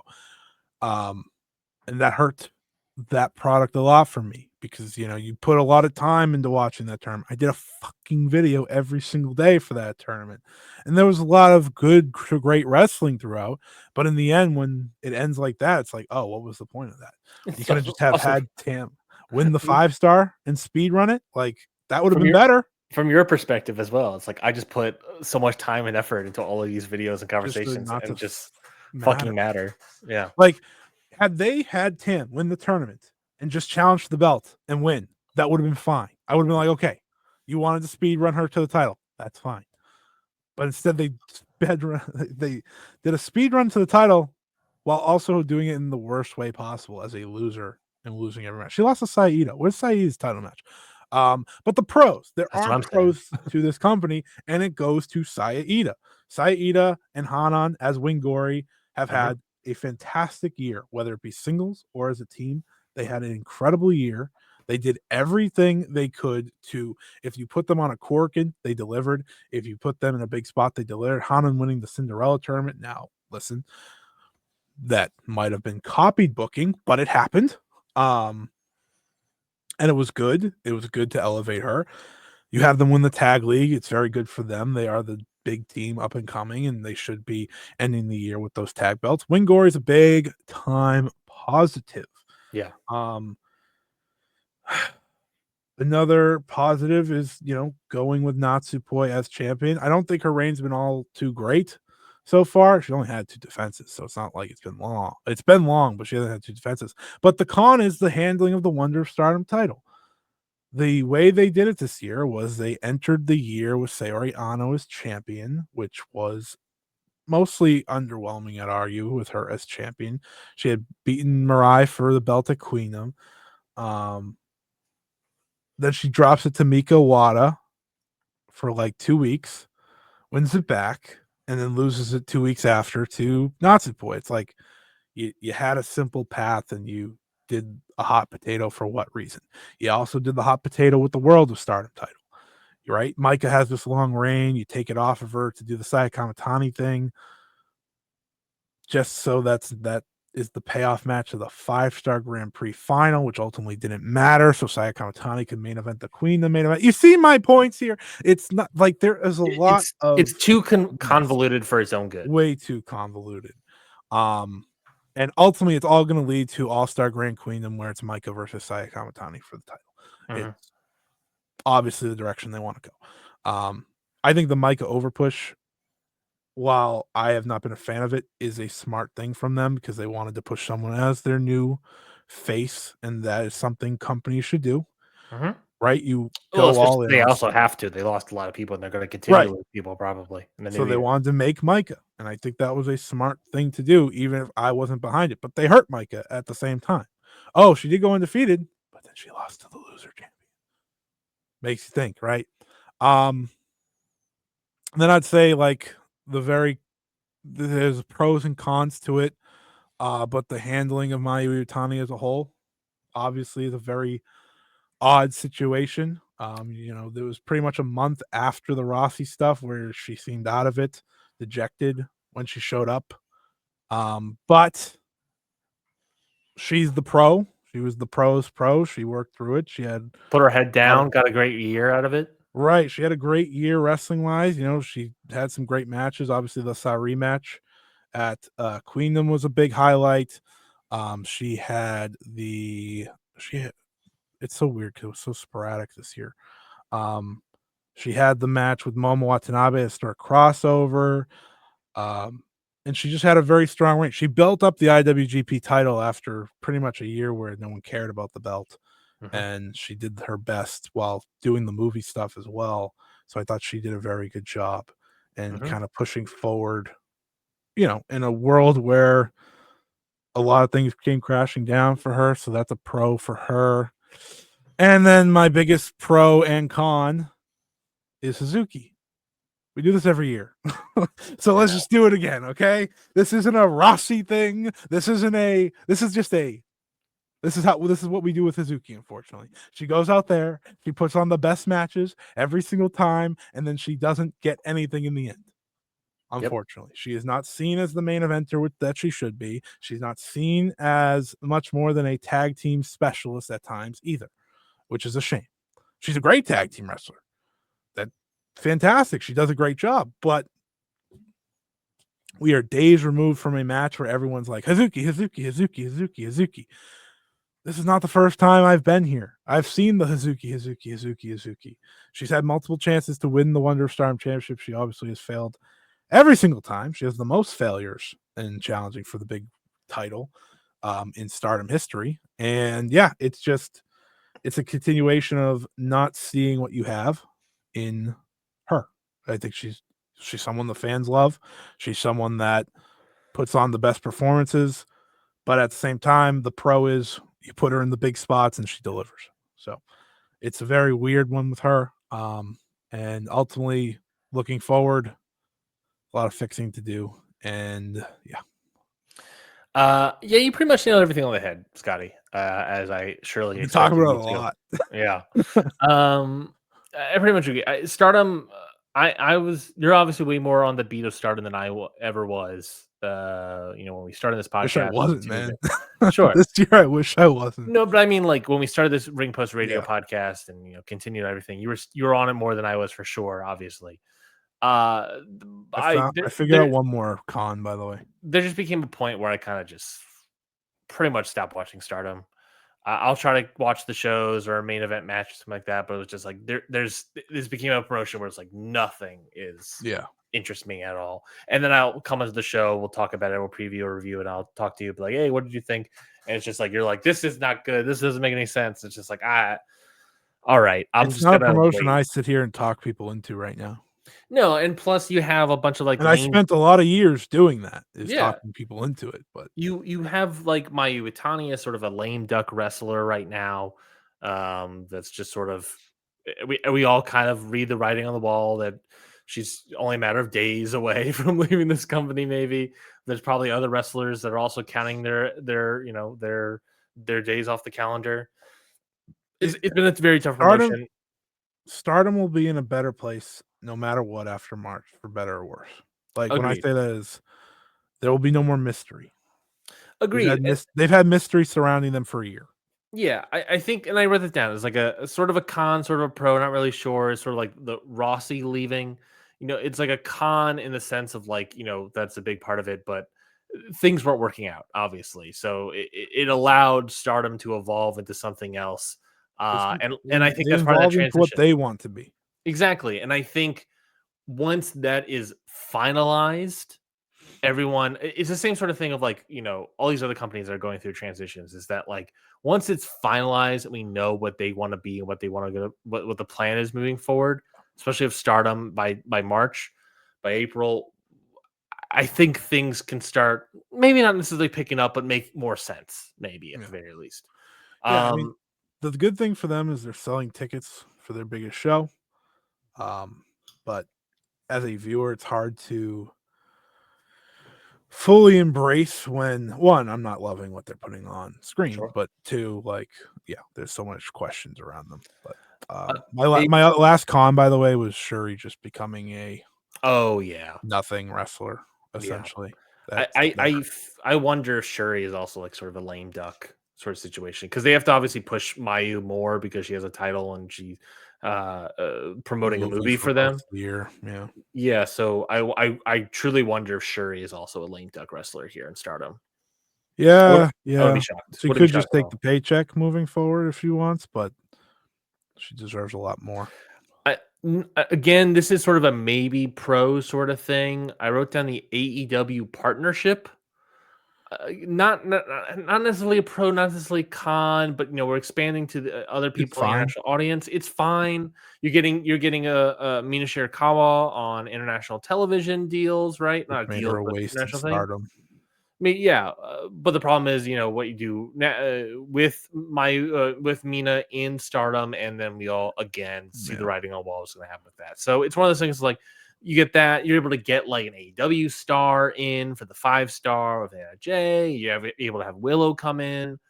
It's these Well, they'll things beat of like, Sam. yeah, it's these things of like there are things about Yeah. the partnership that are kind of positive, but like it's again it's.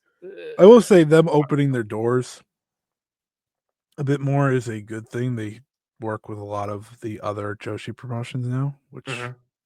is beneficial to them, not Stardom, but the other promotions a lot more. Um, so that's another thing. But yeah, the AEW thing's like middle of the road. Like I don't have anything Yeah, bad to say about it, but I I'm don't like have middle of like the road, leaning positive is kind of where I'm at. yeah, it doesn't affect me, Mhm. like if they take more than just Mina, it goes negative. But if it's just Mina, it's fine. Well, speaking about a promotion that they Oh, don't, my MVP by the way is Mayu. yeah, mine would probably be like Hazuki as again a work rate person. Yeah, Speaking of a promotion that they don't have any doors open for, Marigold. Obviously first year as a company, obviously brand new start for them as a company. I think that hard to necessarily judge because it's the first year of a wrestling company, but sure. I think they had a really good hot start. And I think once Julia left, Hmm. that was sort of for me the end of their hot start, and then they kind of went into a lull period. Um, and it had that latter half of the year cool down. But I think things might be looking up in the new year. I think things are looking good. I think they had for you and for me when it comes to definitely woman wrestler of the year. I think they have that wrestler of the year person in them, and Suri. I guess the question is like, is she signed? I don't know. I don't think she is. So Too once late. once she leaves, or she's just going to be gone in Marigold, or they're going to try to bring her back. Who knows? But they do have some positives in in Marigold. It's just sort of like it is the first year of the company, so any cons that they have are just sort of Yeah, like their first year. They're figuring it out. yeah. I mean, pros is Rossi saw Sari fucking surging through the year and said, "You're my world champion." I mean, it's Hmm. biggest pro in the world. Like, Yeah. there's nothing better than that, for a company like that that's starting off, right? Let's go with the person that's red hot and ultimately wins the MVP award and all that. She was the highlight every single time she was around. I think another pro is just kinda figuring out what they got. I mean, that's what you gotta do in your first year, right? Yep. Is figure out what you have. Not I think people had way too high expectations after the pre Julia's exit. Yeah. Like they were like, "Oh, this company's gonna have to be steamrolling all the time," and people make fun of their attendance and all this all the time now, and it's like you're comparing them to Stardom. It's not. It's remotely the same. Um, I Plus, enjoy again, Marigold plus for what again, it is. I give them the benefit of the doubt. It's their first year. Yeah, I really enjoy Marigold for what it is. It's a promotion with a lot of new wrestlers, a lot of people learning the ropes. Their con is right now depth. They are obviously looking and trying to figure out more main eventers and so on and so forth and add to that. And I mean, this was a company that went from like 6 wrestlers to start to getting the actress girls in, which was a big help for them. And then now they have trainees coming up, and it's a lot of good for them. I think, And like we said, Mayu Iwatani probably in the yeah, new year, and I sort of theorized, don't know anything. if Shuri is also a potential person, that's two people right there that's going to add a lot of depth. Right. And they have a very interesting year coming up. Nanai's retiring, so they're going to lose their big veteran presence. So we'll see who they add. They do have seemingly some additions coming based on like free agents from other promotions. Mhm. Just based on the New Year Rumble they announced with some interesting names, which could be beneficial to them. And then of course, I think a con is Julia. Like con Leaving. ultimately is the way that all had to go. Like her getting injured Yeah. didn't help them. She was really there for like what felt like 3 matches. She's Yeah. there for a few more, but that didn't go probably the way they wanted. They probably were hoping she stayed a little bit longer, but once that injury happened, it was like, all right, we need to get her here type thing. So, and I think that's when they saw her leave and they're like, all right, well, the rest of this year is just establishing what we are and who we are. And 2024 is when we really get going then because yeah, they have the Dream Star, you establish a tournament there, you're establishing your champions, so on. I'm very interested to see where they go in 2024. Their last pro is this super rookie and the way they are rolling her out. It's causing noise, it's causing interest. We'll see if it ends up being the pro of the year for them next year, depending how she is and how she goes. But that's the exciting part. And their MVP Surrey, obviously. Well, I was going to say I had one last pro, which is I don't know if they say stumbling into or finding this person, but Bozilla. Yeah, that's a person they found. Yeah, that So is they sort of found that was a hell of Bozilla, a pro. a hell of a pro, someone that isn't trained that long or anything, and they just stumbled into Bozilla, Yeah. Someone that walked um, in day one and everyone was like, "Who is this?" and immediately got over. Yeah, I like seeing Bozilla a lot. Every time yeah. she's on the card singles match, I'm like, all right, I'm gonna go check that out.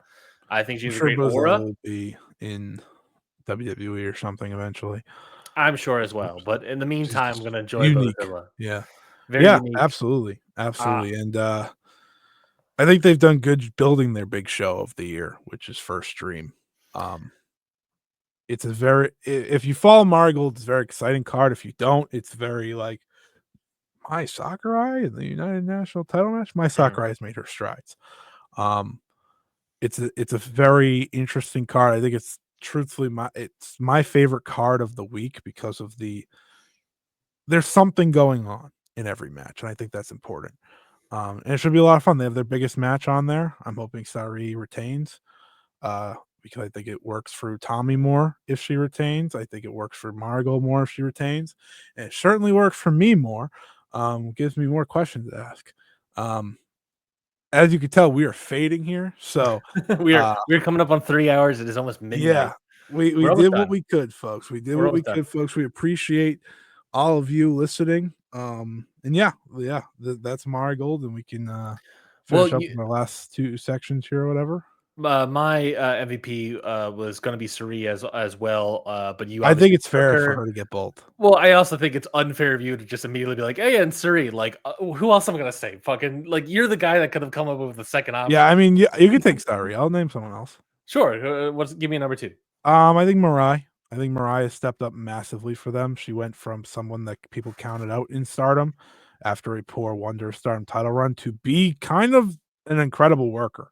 I think she's a fantastic worker now, Hmm. and I think she feels a lot more free now in how she works, and she's been great. She's been really great. Tag team singles, really like her. She's now being put in a different position. She hasn't been given one of the top titles yet, so I'm a big fan of Mirai this year as All well. right, last promotion, CMLL. I don't think CMLL had as Fascinating promotion. a fascinating promotion. I think another really solid year. I don't think as good as 2023 as well, but I think it was still like very, very solid. I think you had a lot of fun stuff. You had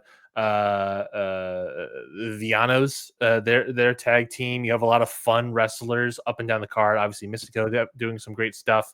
Um, um, Masker Dorada almost feel like he had a step back in some ways for me, but still a Great strong first strong year half for for him. me, but his Visa stuff kind of Yeah, crushed him. all the AEW partnership, I think, was a real positive for them at the beginning of the year. The visa stuff obviously hurt that significantly. And then by the end of the year, the AEW partnership in CMLL is kind of weird and wonky because it's like these guys are just coming in and they're just beating all their top guys. And There was a time where Dorado was in my top 10, yeah, like, yeah, first couple months he had a of the step year, back. I think he had a step and back a then he little bit just this did year. nothing for, like, probably the last, what, 7 months? Yeah, I think I'll say this right now, the big time MVP for me for CMLL is Big Hechicero, 100%. A guy that took advantage of, having a working visa and being able to work True. AEW, work all these in Rev Pro and all these other Thank places. God he worked that MJF match, man. Put over significantly great work. All these places. Zack Sabre Jr. obviously in CMLL. They had the CMLL match of the year Brian Danielson. as well. Yeah, everywhere he goes, I think was a big part of it, and I think he's a big time pro for CMLL this year. Probably easily the MVP in my opinion for CMLL. Well, mine's Mystico, buddy. Like, come on now. Oh, I mean, come on, that's Yeah, obvious. you That's swing at the obvious. king, you better not miss type thing, Like this Wait, he's still my Campario? guy. He was my 16th wrestler of the year, which is the highest for CMLL. Who's my highest? It's probably Hetchy. Hetchy had a great year. Yeah. He had a great year here, there, and everywhere. But Mystico was Mystico. He's the draw. He's the guy. This was probably lower because of his MLW output. Oh yeah, you're probably right. For you, I don't watch that for a reason. Yeah, You know, Hechicero's he number one. Hechicero's 27th. And CMLL pros and cons. Their cons is how they I saw Lucha Blog write about this. I think I saw was it Rob Roy, I Viper think write about it this? was like Roy or Rob or one of them. I don't remember which one. Yeah, the mishandling of these international shows and how they do them. They don't cause a lot of stir. They don't cause a lot of interest like you want them to. And there's a lot of times they focused on that for their big shows. Obviously, Chris Jericho fucking stinking it up Yeah, I in wrote the down a anniversary negative. main. A negative was the anniversary show main event. I mean, Yeah, anniversary show overall was kind of a to me, have one great fine match. to a fine to good show, one great match, and then the main event stuck ass. I loved that 4-way. Everything else on that show could have never watched, and I would have been fine. And then the Which is not good. main event was garbage. Exactly. Mhm. I think the cons are focusing on that and not going back. They need to refocus on CMLL in this new year. Yes, you can have the AW stuff, but care about yourself. And look, First I and don't I foremost. don't blame them for doing that because one of the big positives of last year was Rocky Romero. But that's different. Rocky knows how to work that crowd. Rocky's a institution in the Yes, arena of Mexico, yes. But Claudio's not that kind of guy. He doesn't have that charisma, and he was kind of the guy that continuously came back and beat their guys, you yeah. know? Mhm. Oh, my other one, so it's funny, they have some of the best shows of the year, like the show where, Danielson came in and Yep. the Well, beat, both shows, the back-to-back shows. yes, those 2 were great. Mhm, CMLL started off so hot, and then they just kinda cooled down the second half. mhm. I still think, like, when it comes down to my promotion of the year list, they're gonna be on it. Like, when I have to give a top 3, they're gonna comfortably be on it just because even their bad wasn't bad, except for Yeah. but the anniversary show had that what I thought was their match of the year, so it's like, I'll live with it. Um, CML was great promotion, still very much enjoy it. I hope they tune it up next year because I did kinda fall out of it by the end of the year. Mhm. Um But this also happened in 2023 where I feel like they had a good start of 2023 and then they kinda No, no, they had Andrade at the end of the year. I was absolutely into Andrade's No, look. that's true. But That yeah, is you're right. true.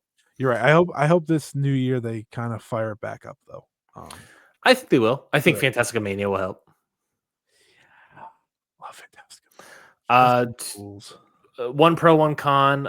Pro, finding Shewa, I think is a solid, young guy, young technical guy that was, a really great pickup for CMLL. I think his sort of feuds with Guerrero Maya Jr., has been really solid.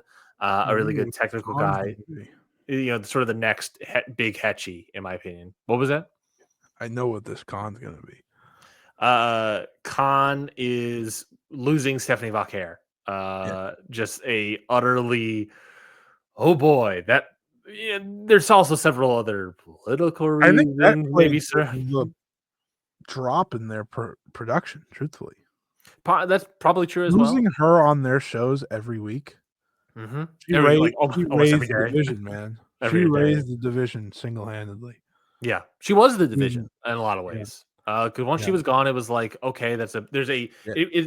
there's no other A level wrestlers in the women's division for CMLL, and it just went down to Um, the B's. right. I'll give them credit. They're trying to build some up. Persephone seems like the one they've picked. Hmm. She's heading to the Tokyo Dome. Her and La Catalina seem like the two Yeah, main ones, and then kind of the people that have been there for years. So yeah, yeah, Vicaire is losing Vicaire and the way that all went, absolute con. yeah. One other tiny little pro here, little minor pro, underrated wrestler of the year for CMLL, Blue Panther. Blue Yeah, Panther, I looking thought was like consistently solid. Obviously, the Bryan Danielson match. He recently had that Ultimo Guerrero singles match, which was also really a lot of fun. Just again, going back to like MLW of Kojima, a guy who is this old, still putting out really great matches. It feels like that Hall of Fame victory has really invigorated something in Blue Panther.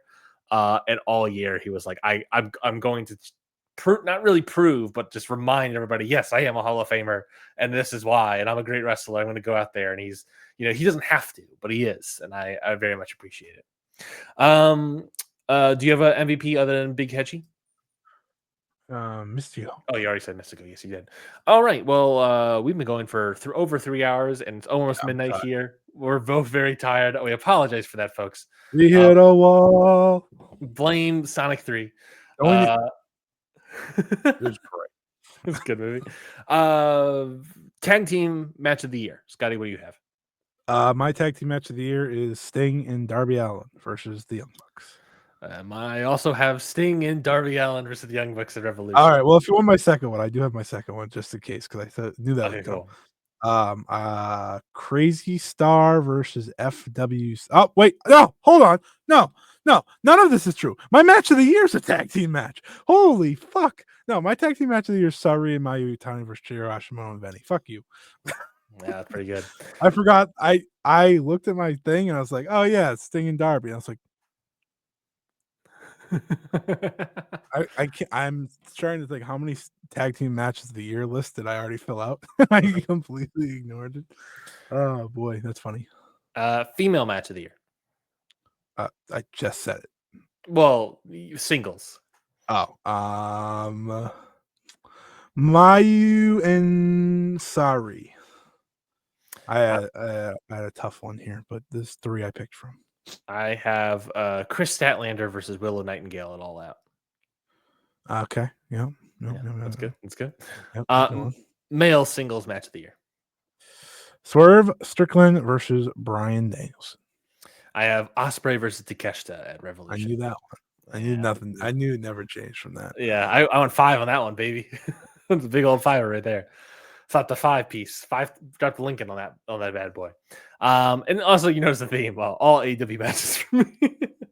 Yeah, you're real everywhere, man. Look, I'm the that's why I came on here to defend AEW a little bit, right? They're getting barraged all year, but at the end of the day, they have all 3 of my match of the years. Four of my top 10 shows of the year are all AEW. Hey, they have one of mine. Yeah, I'm trying to stay here. It's like there's still a good promotion. Everybody calm down. While AEW's happening, I've been watching O2 TNA this year. And guess what? You do a really good job at humbling yourself. Yeah, I'm watching MLW. They have Eric Bischoff. I understand that in comparison's sake, if you're just watching AEW and watching WWE, then AEW sucks. But you gotta understand that they don't suck. They're just not good. They're not great, I should say. There's a difference. There's a difference in my opinion. You gotta watch TNA to see bland. You gotta watch MLW to see fine lack of effort, but then bad. So interview for the people at home, just to give everyone an update. Ryan's men's match of the year was Konosuke Takeshita versus Will Ospreay from Revolution. His women's match of the year was Willow Nightingale versus Chris Statlander from All Out Wrestle Dream. All Out. And then his tag team match of the year was Sting and Darby Allin versus the Young Bucks from Revolution. The AEW Freakazoid strikes again. And no one can tell me those aren't good matches. My men's match of the year was Swerve versus Bryan Danielson from All In. My women's singles match of the year, because I got yelled at to add a different one, was Mayu Iwatani versus Sari from All Star Grand Queendom. And my tag team match of the year, which, if anyone wants to know, is my overall match of the year, Sari and Mayu Iwatani versus Chiro Hashimoto and Venny from Sariism Chapter 5. I knew that off the top of my head. No big deal. We won't do our year expectations for next year because we'll go long. But real quickly, let's go down the list and just talk about the ones that We're not going to have any expectations? We're gonna have no expectations. I think that's a good thing to end on. Is no expectations for next year. But let's just very quickly. It's almost midnight. I have to wake up. I have to make. You don't have to. I have to You make want. It's Christmas. We're celebrating our Christmas tomorrow, and I gotta wake up and everything. And I apologize, everybody. Anyways, let's just really quickly No go down expectations for next year ever. let's quickly go down this list of promotions plus some bonus ones to talk about whether or not we consider discussing them next year. WWE. Yeah. Yeah, I mean, obviously. AEW. Yeah. Obviously. TNA. I mean, yes. They're getting the Noah treatment from last year, where we're kind of out, but we're gonna give them a shot. They have the big Genesis show. Mm-hmm. And we'll see how that looks, and then we'll see a little bit after the people leave. I think they have the big like Slammiversary too. Where we'll give them till Slammiversary. Yeah, I think that's not be dog shit. MLW. Cat shit. I think it's rude just to say dog. MLW. Fuck no, I don't ever want to talk about MLW. Yeah, I think they're fully out. Bring Eric Bischoff back, buddy. I know. It was not one shot. It was more than one shot. It was two. Trust me, I know. 2 shots.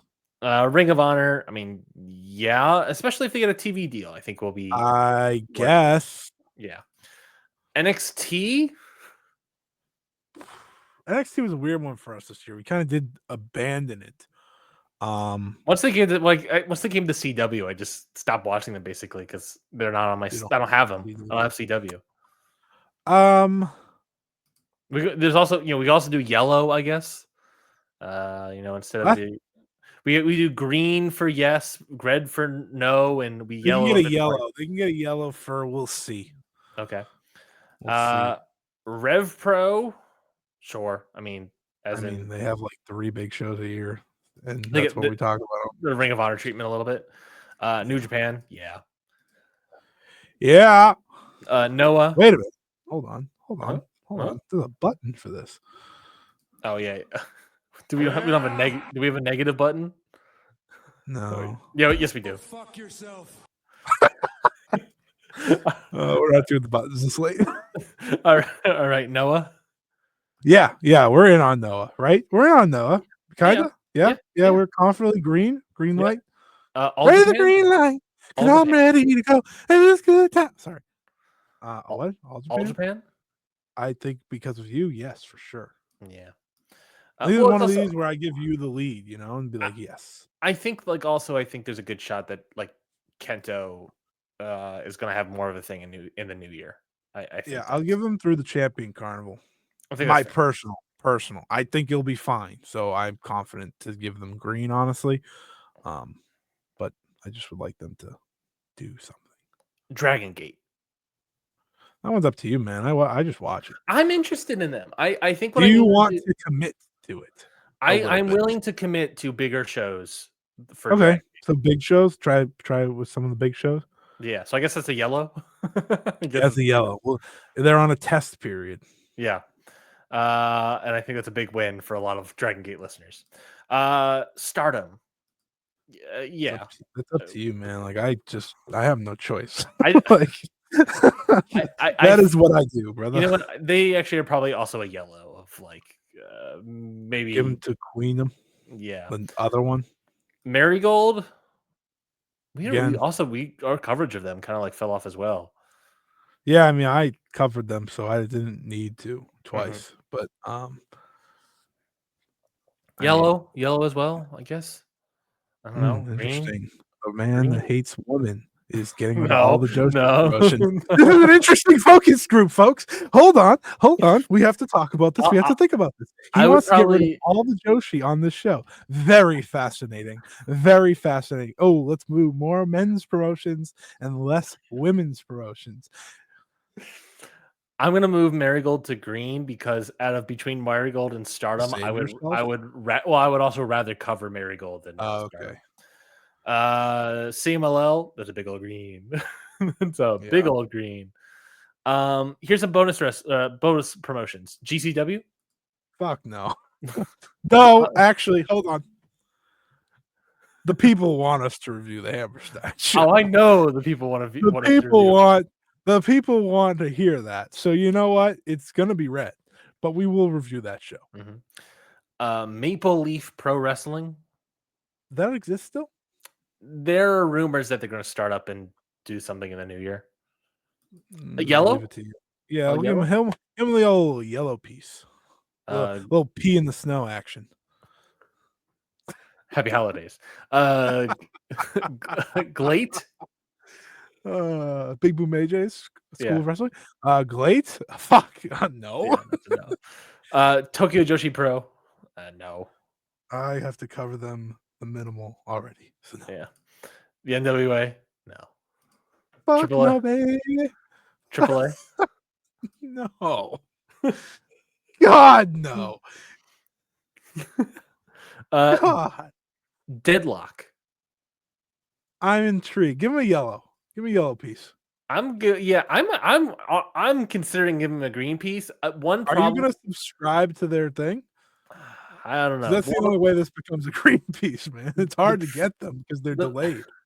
Yeah, that's the problem with Deadlock is that they tape stuff and then it's all you just kind of wait until they release them afterwards. Now they're spoiled. They don't get spoiled, so I'll give them that.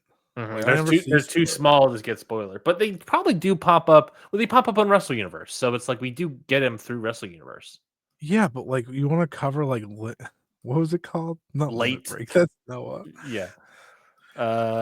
Whatever it's called, like No that. Limit. They come out like another few weeks after, so like at that point, it's like I know it's that you can't really cover them.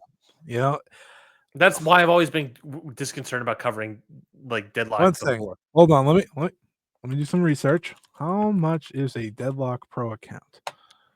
But Deadlock Pro doesn't get you like the early views, does it? It gets you when it goes live and everyone sees it. But Wrestle Universe does the same thing. No, it doesn't. Does it come out even later on Wrestle Universe? Yeah, I think it does. If we had a live chat, this is where a live chat would come in handy. People in the chat that aren't here but could be here late, help me. Hold on. Interesting. My Wrestle Please Universe. leave a comment if we can't figure it out. Yeah, please leave a comment to help me. Where the fuck is it? Oh, there it is. World's Strongest. Is that their most recent show? No, technically the 3rd anniversary was the most recent. Well, it's not on here, buddy. It's not on what? Wrestle Universe. It was on. I literally saw it right before we started recording this. Hold. I don't know how to find this company on here. Just search DPW. Deadlock. Oh, DPW, not Deadlock. Oh yeah, it's on here. Oh yeah, you might be right. Yeah, like look, you have everything on here, so it's just sort of like, oh, let's just watch it through here. No, it's not available yet. What Deadlock 3rd? It's not available until December 27th. Oh, interesting. Yes, so it is delayed extra. And I assume it's available on their thing. I'm checking that now. Yes, it is. All right, then yeah, I guess you're right. We are gonna have to probably watch them. How do I fucking find it? Oh. Sorry. $15 a month. It was DPW Limit Break. $14.99. But also, I guess the downside to the downside to them being so super late. No, okay, perfect. No, we can have ways to watch it earlier than Wrestle Universe. Wink, wink. Moving on. West Coast Pro. You never got to say your bit about Chris Hero. Oh yeah, You yeah. always say a bit about Chris Hero since we're here. West Coast was a promotion that I was super into, and then I got super interested, and I was like, "Oh, Chris Hero is taking over the company, becoming the booker." And then the promotion fell off a cliff in the interest. I think overall, not just for me, but from like everybody. Red. I think it's a red, Scotty. Buddy, I am with you. Do you know they have a show coming up next month and it's Masato Tanaka versus Jake something? Hold the phone. No, you're good. Red's good. Deadlock again. Going back to them real quickly. Yellow leaning green. A yellow leaning green. Yellow. We'll give them a shot to kick off the year. And then I don't know why it's on here. I think they only had one show. I don't even know if it was good or if it's available to watch. But you forced me to put it on here. We were doing all this. The Inoki Genome Federation.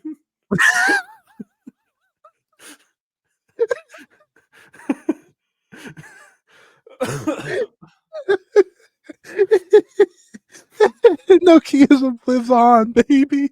Yeah, no. Wait a minute. Did we forget any promotions? Do you want to watch DDT? No. Okay. Do you want to watch? I'm just going through the feed. I'm not going to bring up Sendai Girls. You hate women. No. I mean, I would be interested in Sendai Girls if they really had a great year of 2020. It's really good wrestling. They're my promotion of the year this year. Oh, hot damn. Yeah. In fact, this is my jam. Yeah. Because what are we ultimately doing? We're basically cutting out MLW fully. I'm bringing in Dragon Gate on a interesting basis, on a big show basis.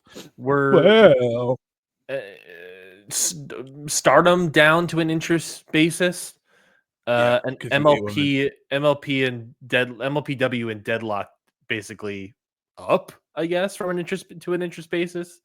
Wow, I never watched Konosuke Tasha versus Josh Alexander. Oh, me neither.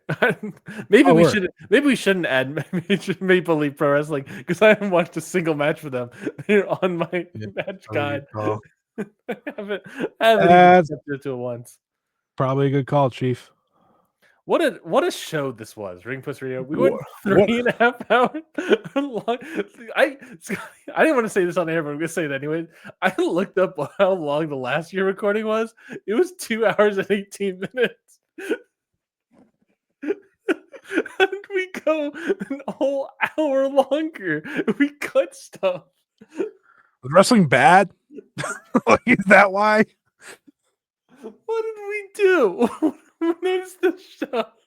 What have we done? Oh my god! It's officially midnight. It's officially. By the way, I was just gonna go based on the Wrestle Universe promotions because that's easier. We already did Marigolds, Sendai Girls. You hate women. No. TJW hate women. DDTs and no. Gambare Pro. I don't know. Do they exist anymore? Michinoku Pro. And Real 01. What the fuck is Real 01? Yeah, let's just get the fuck out of here. Merry Christmas, everybody. Money. Well, you gotta put that on the reef. You gotta put it.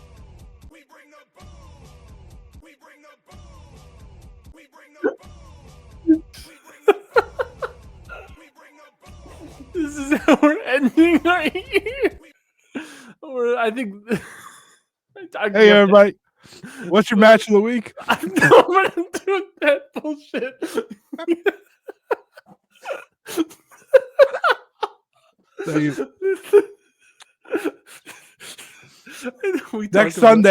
Next Sunday, Fight Game Network YouTube channel, a Stardom Dream Queendom live review. Check it out. It'll be sometime after me and Ryan preview Wrestle Kingdom and Wrestle Dynasty right here on the Ring Post Radio YouTube channel. You'll get to check that out as well as all your podcast feeds. You can follow me at Scotty Wrestling on Twitter and Blue Sky. And yeah, that's it. Get me the fuck out of here. Money. Hit my music.